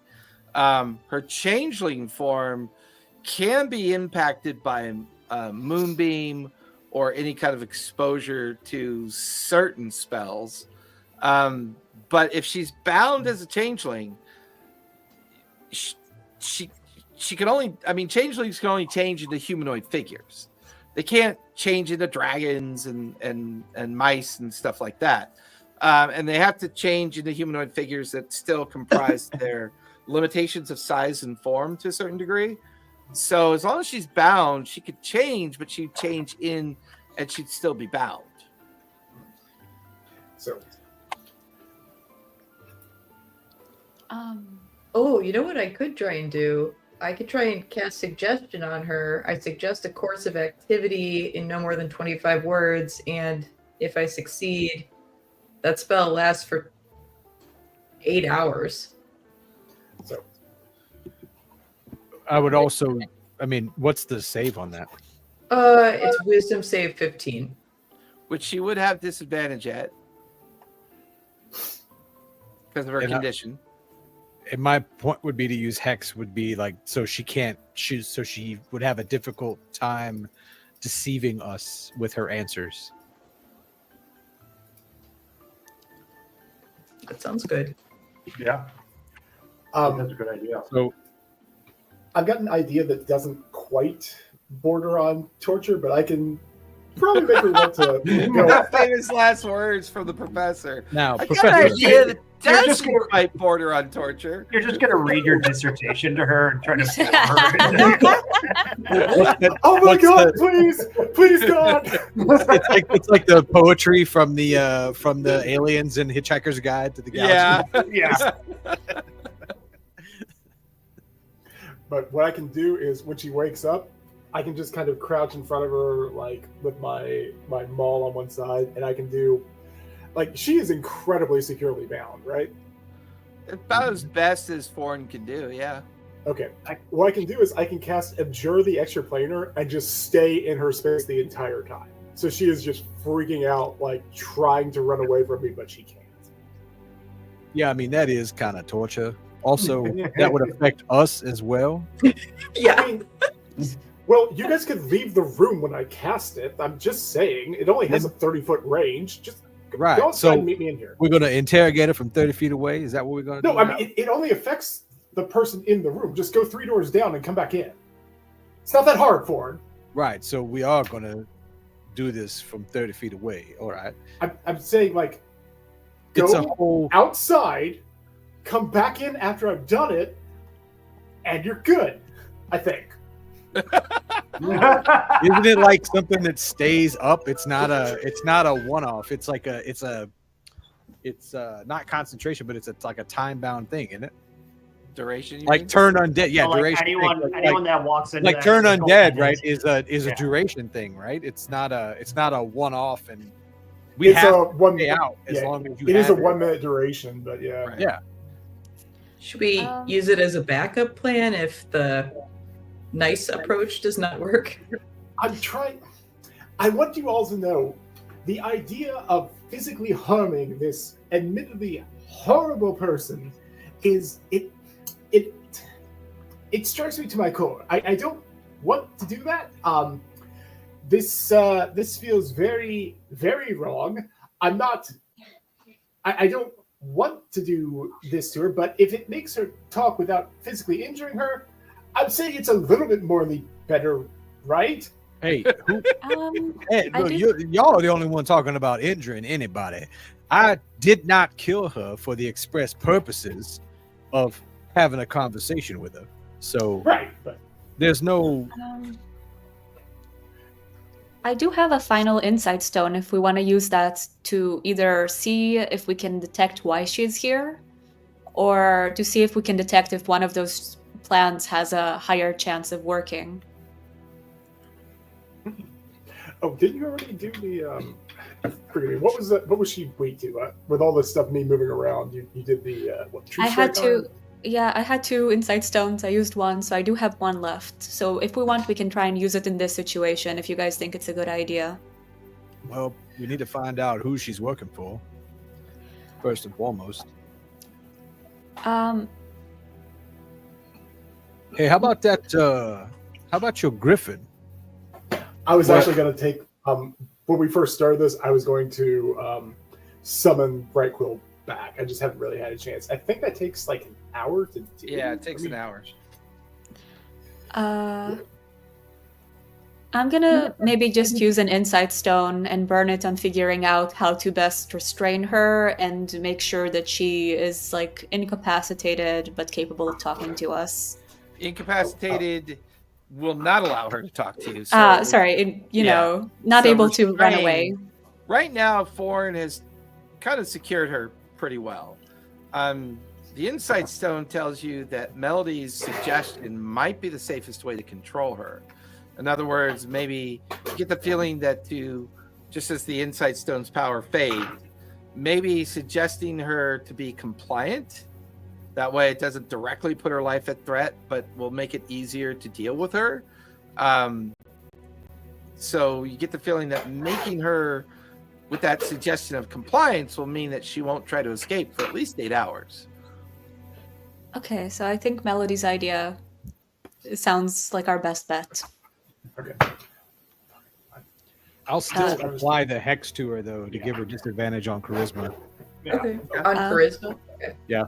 And I'm gonna transform into her, but I'm gonna look not attractive as her. I'm gonna try and like make her just really not feel great. So it's a her wisdom hungover. save, right? Just like Just- do it's really amazing. embarrassing poses. Technically, you could look like she looks right now. I bet that is pretty unflattering. Yeah. And do, what'd you like- say, Melody? It's a wisdom save. Wisdom save of 15.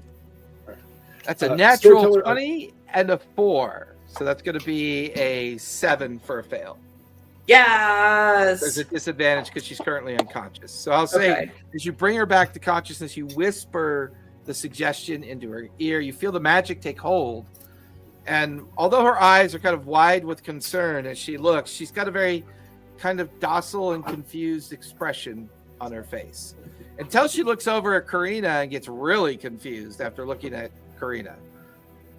And I will have whispered in her ear, you should sit completely still, cooperate with us, and answer our questions truthfully. I mean, technically, that's 3 suggestions. Well, it's my 25 suggestion words. is for her to do those activities, and I do get 25 words.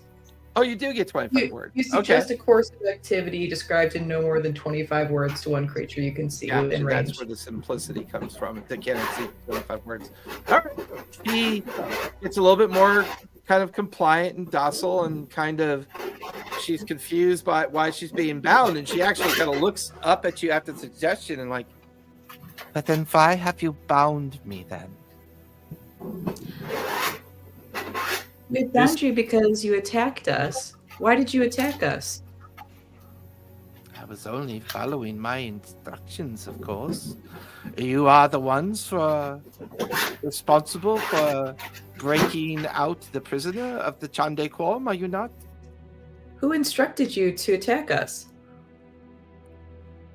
Tell she's trying to not answer you, and she I'll flash my eyes and like tell her through the thing, like, tell us who sent her. the two of you can give me persuasion checks if you'd like to. Okay. I'll lower the DC because of suggestion. Okay. Hey, Storyteller, before I forget, I actually looked it up. I think we were looking at familiar stuff. Breakwill is a steed. I can actually summon her back instantaneously. It's just a spell Oh, that's slot. right. Familiar takes it. Well, it's a ritual for a familiar, but a steed, you're right. You can burn the actual spell and bring her back. I'm going to go ahead and do that. So I'll burn Okay. a spell slot to bring her back. I got a 19 for persuasion. Me too. Ooh, Nice. And the buddies. two of you kind of 14 like, plus 5. like as the two of you kind of lean Twinsies. down with this kind of foreboding look on your faces and just really get into her grill.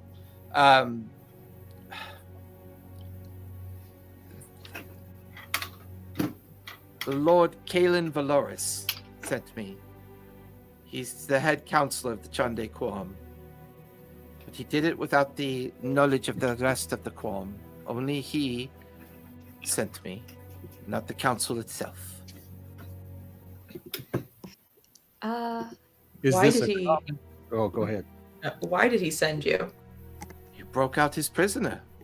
He wants her back. Why was he holding her prisoner? I don't know. It has something to do with when I brought her back from the Hellcatch Valley. Evidently, she's involved in something. And that's when she kind of looks over at Karina, who's covered in cloak, not realizing that person was there, and realizes that person's there. You can see the other Karina visibly kind of shaking every time Regina speaks.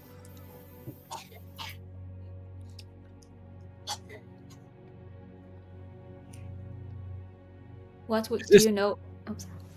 Is this something he normally has you do? Going out and performing tasks without the rest of the quorum's knowledge?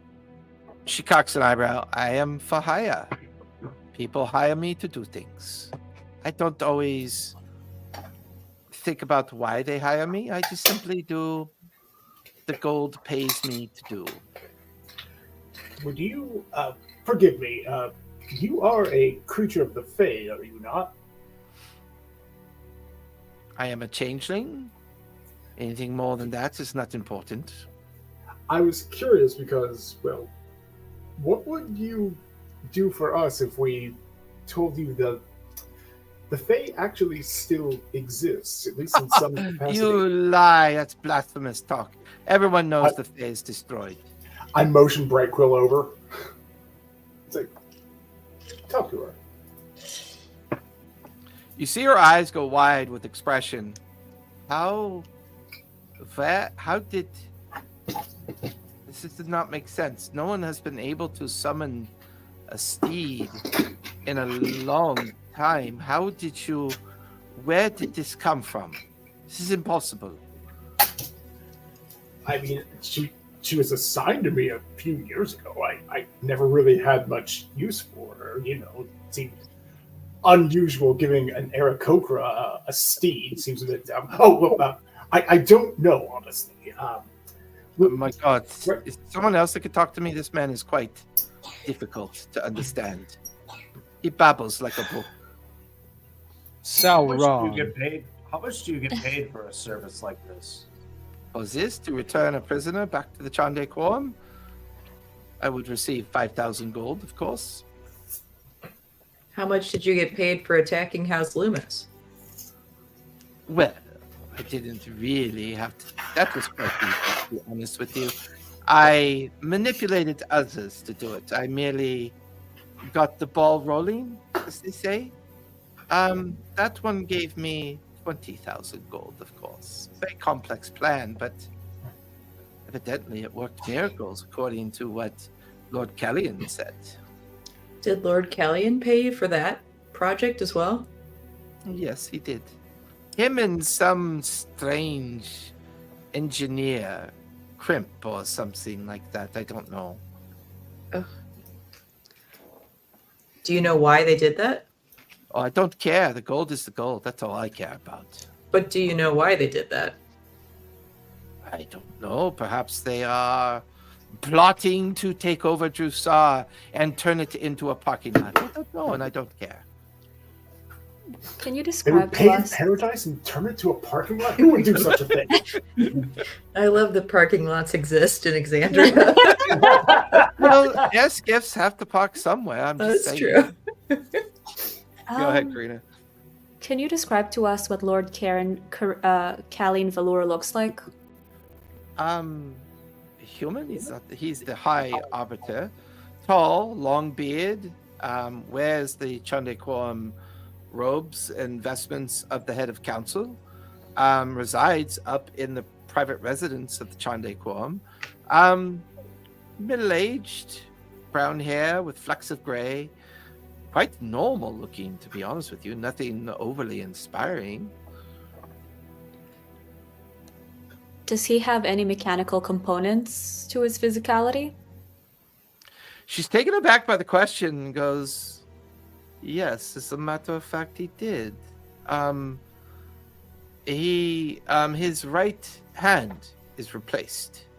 It's a fused framework of metal into bone and skin, allowing the magic of it to allow him to operate his hands. That's not think much about it at the time. Magic is magic. Some people with lots of money have access to better magics than most. How does his eyes look? Normal, I guess. They're blue. I kind of try to think if I've ever seen anybody who looks like that. Give me a history check.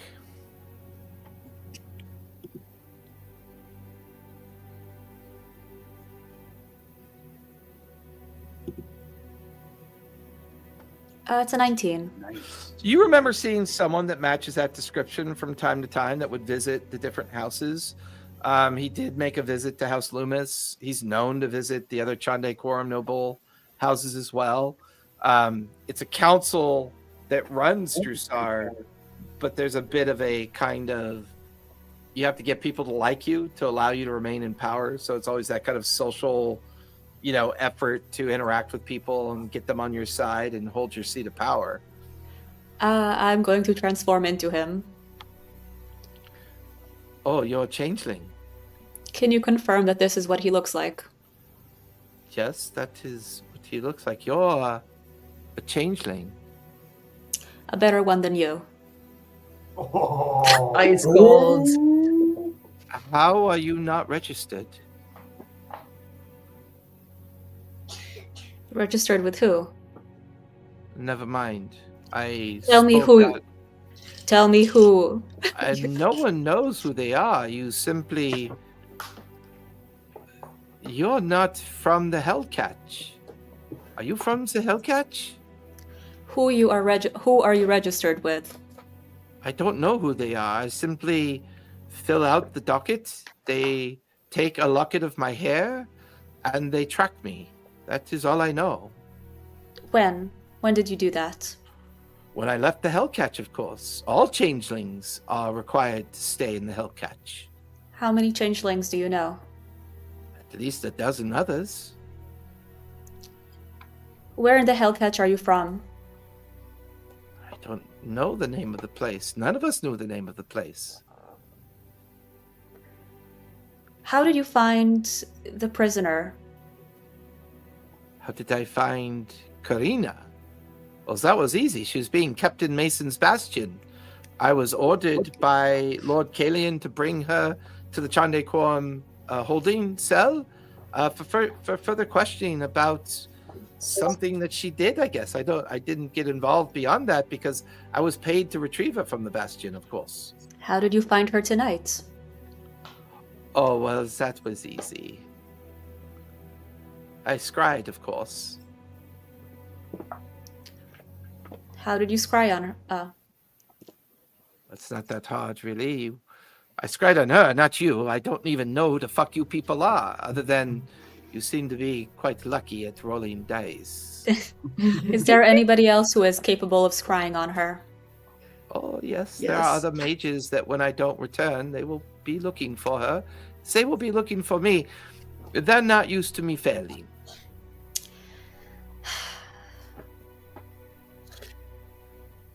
What? Did you know Mason? I She would have gets said that. she gets very suddenly very personal and insular. Yes, I know Mason. He was the one that brought me to the Hellcatch. It was also Crimp that worked on Mason's injuries as well. Augmented his form, replaced his eye, his leg, and the other things that were damaged before his death in the Lucidian Sea.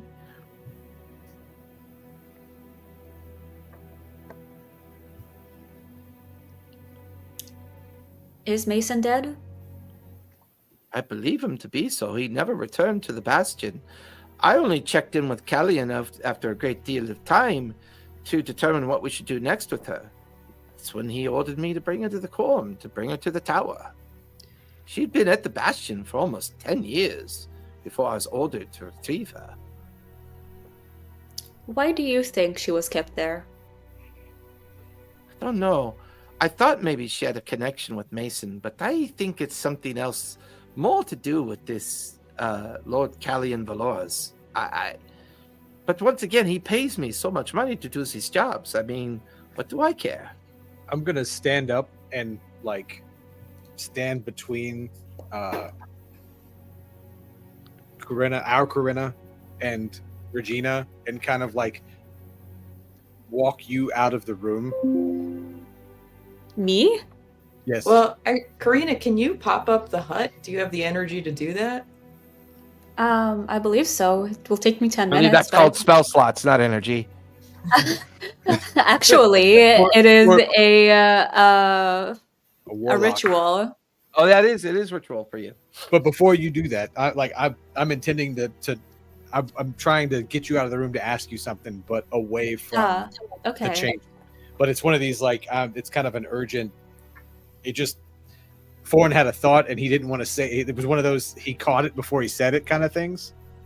Karina will. Oh, I got a text. I'm sorry, just a second. So I kind of walk and kind of usher you back out of the room, and I lean down to your ear and I say, "Do you suppose perhaps you are who they were looking for?"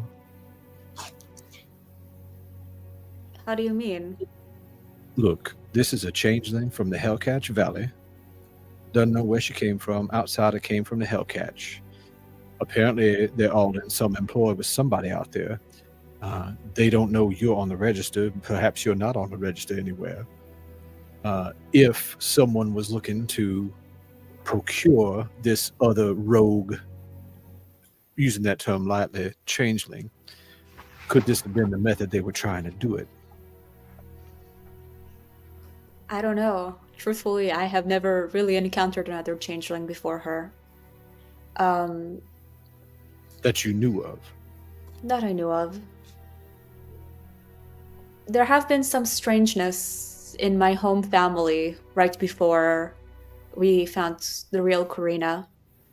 I'd be curious to learn more about this, but truthfully, I am out of my depth when it comes to this. Unless Karina has some other thing special about her, I can't rightly predict what this might be about. It's hard to say. I don't think that I would be the focus of it. I was kind of just there as a means to take her, is how I always felt about it. Right. I mean, you're the prize right now. I don't think I am. I Or you're think the Karina, I am more concerned for the real Karina than myself. Truthfully, I feel like if they thought she was a changeling all these years, you know, it would have been very easy to find out. They would have just had to knock her out. I'm out of my depth on this. I'm sorry. I understand. And I beeline it over to Karina, who's standing in the corner with the cloak on. And she's visibly shaking. There's tears streaming down. Her eyes are closed. Give me an insight check, Born, as you approach her. Sure thing.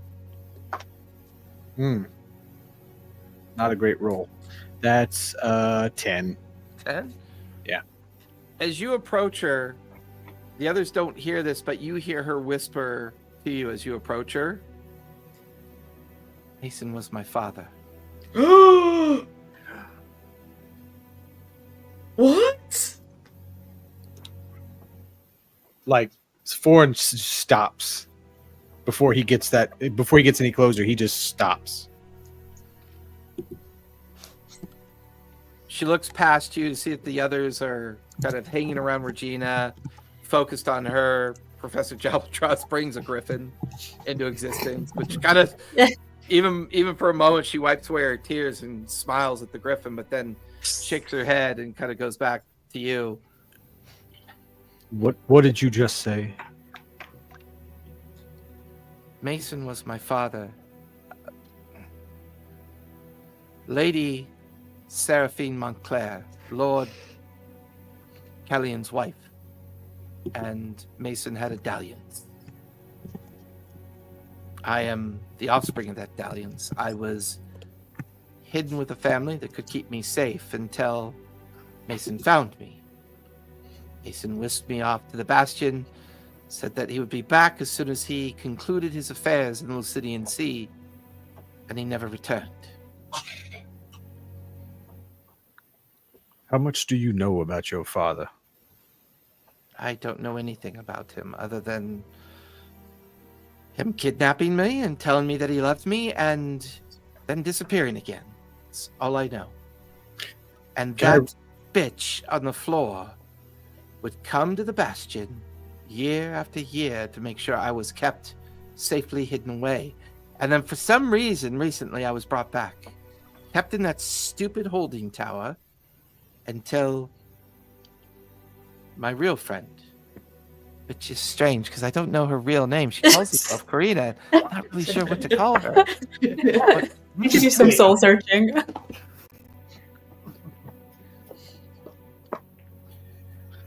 Can I roll insight on that? Like because her tone kind of changed a little bit. It's one of those. Is this honest? That's better. 16.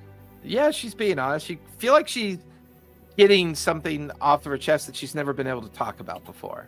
And now that Regina is safely secured and admitting to just doing contract work and hired work for the head of the Chandei Quorum, you get the feeling she doesn't really feel that Regina's a direct threat unless you end up in Valen's crosshairs and decides that you're a problem that needs to be dealt with.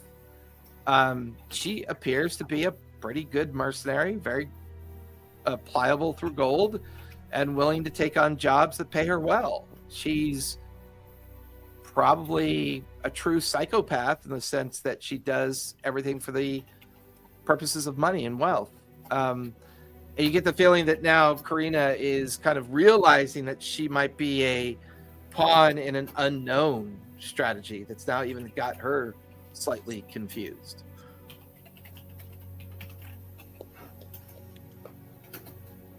Regina kind of like sees Thorn in the corner talking to Karina, the rest of you kind of milling about.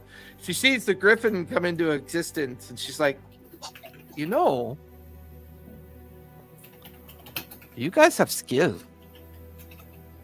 Have you ever thought of putting that skill to work that could make you a great deal of coin? I mean, not this piddly storefront money. I'm talking life-changing coin. Oh, I appreciate the offer, but, well, as all the serials from conservative media have no doubt told you, I am a wealthy, erudite, out-of-touch academic. I'm swimming in money. My tenure could pay for, like, half this. She nods towards Professor and then looks at everyone else. Clearly, you're very kindly people. You take in the insane. No, I was just admiring your handiwork. You are quite good, and me and my friends are planning to expand our operations, and I think you all would be a good fit for what we do. That's pretty cool. Who are your friends? Oh, sorry. No. I would love to know more about them. They sound like so much fun. Tell me more. Soon enough, as soon as they realize I'm gone. So that shouldn't be a problem. What is their weaknesses? I don't know. Cupcakes and whipped cream? I don't know. Taking notes. Do your friends know where you are? One of them does. Yes. Who is he? Don't know. We don't know each other's names. Are you friends with any Genasis? Not in my orbit, no. I prefer to stick with my own kind, thank you. Other changelings? Of course. We are the superior lineage. Why would we not stick with our own kind? Karina is visibly disgusted at that. Oh, Karina doesn't like that? No, Karina's the opposite. She hates that's changelings. true, Yeah, she's very self-loathing. I'm angsty. I'm a warlock. She's super edgy loathing. I smoke cigarettes in the morning. Yeah. Okay. Brush my teeth with chewing gum. Yeah.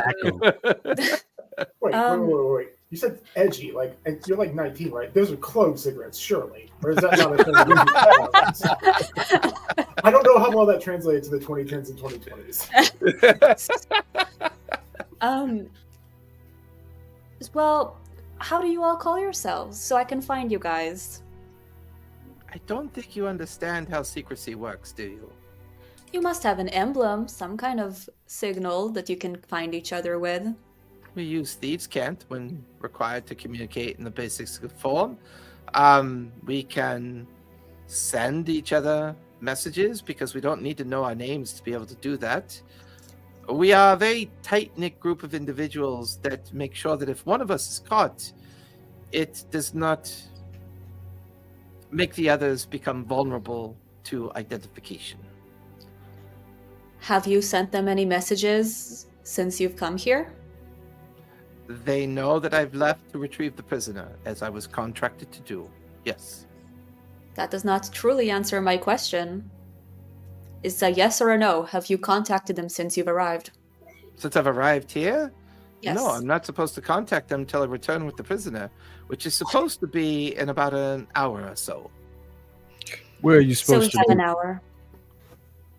Oh, sorry. Where are you supposed to meet?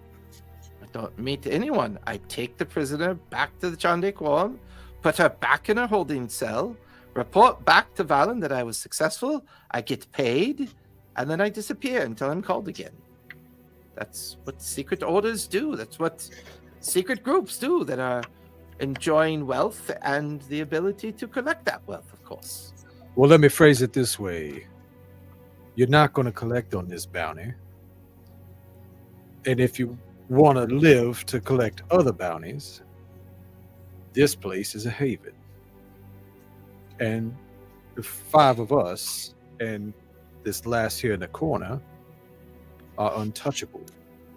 And if you should happen to believe, Untouchable. Come on now. if you should No happen city you're in, get a right? wild hair and think you want to come back for this again, and I pull out my rifle or my pistol, you see what this says, right? But yes, I see what it says. It'll make one right here. I tell you what, since we're all playing the card game, I will play my card. Do you know who Jaman Saord is? Certainly. That big If I'm brass not back dragon. in time, I can assure you, you'll get a visit from Jaman Saord, and it will not be pleasant.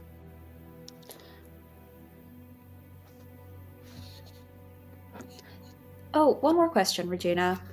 When course. a few days ago, Corina was taken to a location in the Smolder Spire.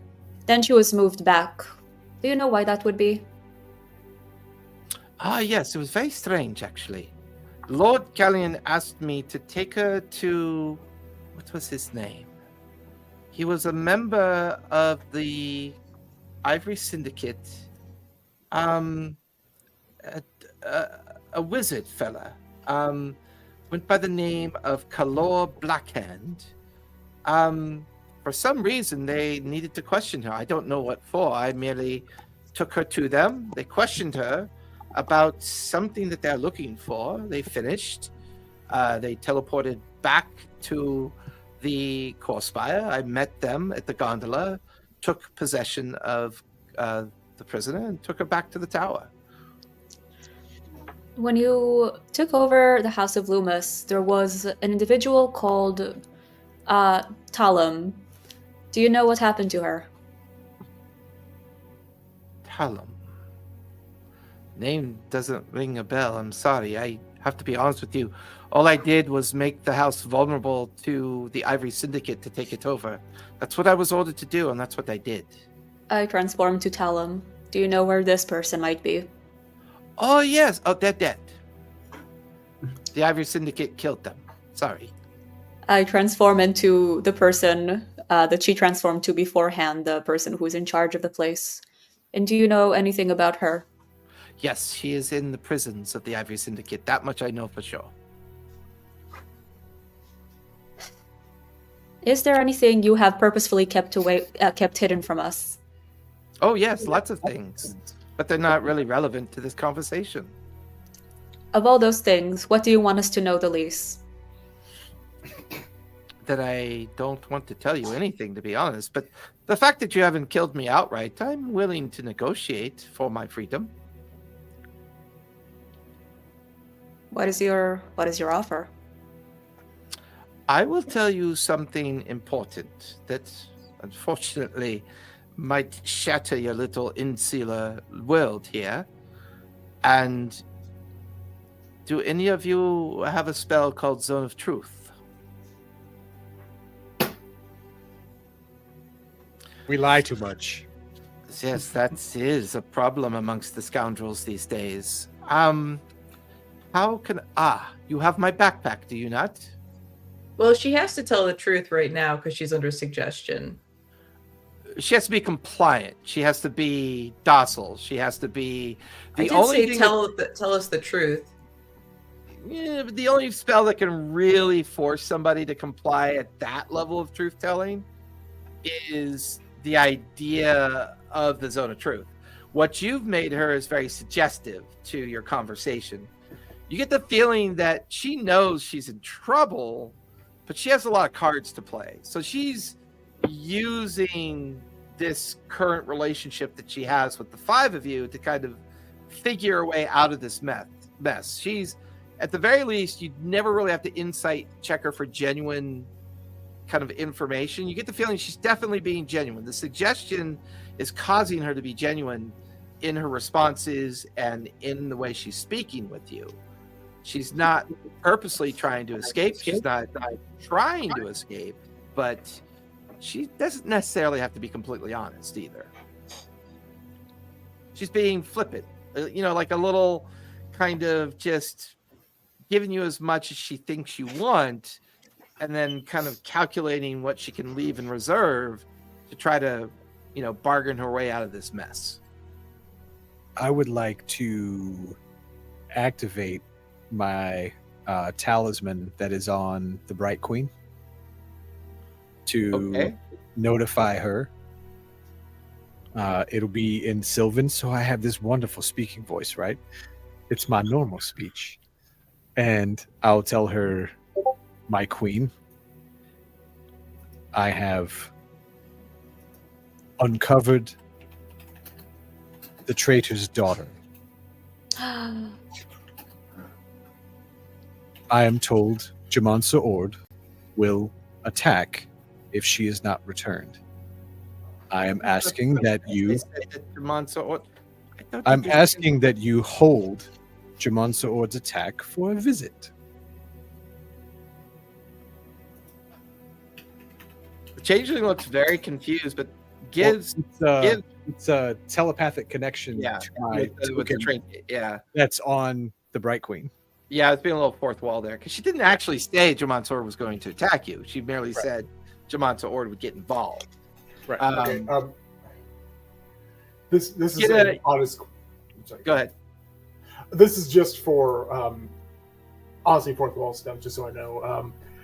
Is there a difference in game? Like, are Sylvan and Elven mutually intelligible, or is it is it part of that? I'm asking because Dr. Jawatrus is fluent in Elvish, but I don't have Sylvan specifically in there. If Form was I'm assuming that loud, so first of all, Form was telepathic, so he wasn't speaking out loud. Okay, my bad. I thought Sylvan is the equivalent of an English language, and then all the phonic spin-offs of language from English. Okay, so I kind of figured it was a it's more of a language that the Fae speak between elves and Fae, whereas usually elves speak more of an Elvish between each other. So it kind of has some interconnection there. You're fine. I had missed that was telepathic. That's a good question. It's a question that's rarely ever asked. You immediately get a response as you feel sending erupt in your mind. I know precisely where you are. Do not move an inch. You guys watch as an astral projection of the Bright Queen appears in the room. Her pink and purple and blue transparent form standing there. You watch as she looks down at the form of Regina. Regina looks up with horror in her face, just these eyes that just show fear for the very first time. Well, Regina, I've been looking for you. And you watch as she looks up at Forn and looks back down at Regina. Has she answered all your questions, Forn? Can I take her now? I believe we got a couple more to ask, but then you most certainly can take the whatever she is. Oh, I know what she is. She's a puppet of a dead man. She's about to be a dead puppet. Isn't she? You watch as the eyes of the changeling go wide, and she begins to stammer and like visibly begin to show fear. I don't know what you speak of. I've been helping them. She's bound and kind of trying to squirm away. Corinna, your question? You wanted to tell us something, didn't you? Something that would shatter our small insular world? She kind of licks her lips and kind of bites at her lower lip. She looks up at the Bright Queen and then looks at all of you, looks over at the cloaked form.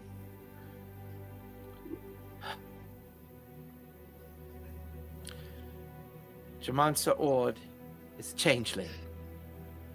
We supplanted her over a year ago. We've been using her as a conduit to make changes and produce chaos amongst the different cities and kingdoms within Marquet. Why would you do that?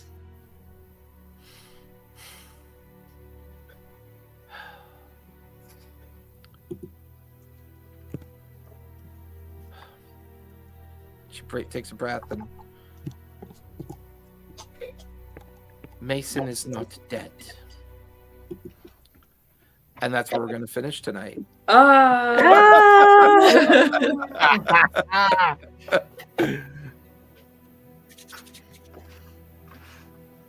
I love tying in multiple campaigns. It's so much fun. How dramatic. Ryan's like, I don't know. Who's Yeah, Mason? right. Sounds like a real asshole, though. I mean... All right, everyone. Thank you for joining us tonight. You guys go ahead and linger so we can talk about the schedule.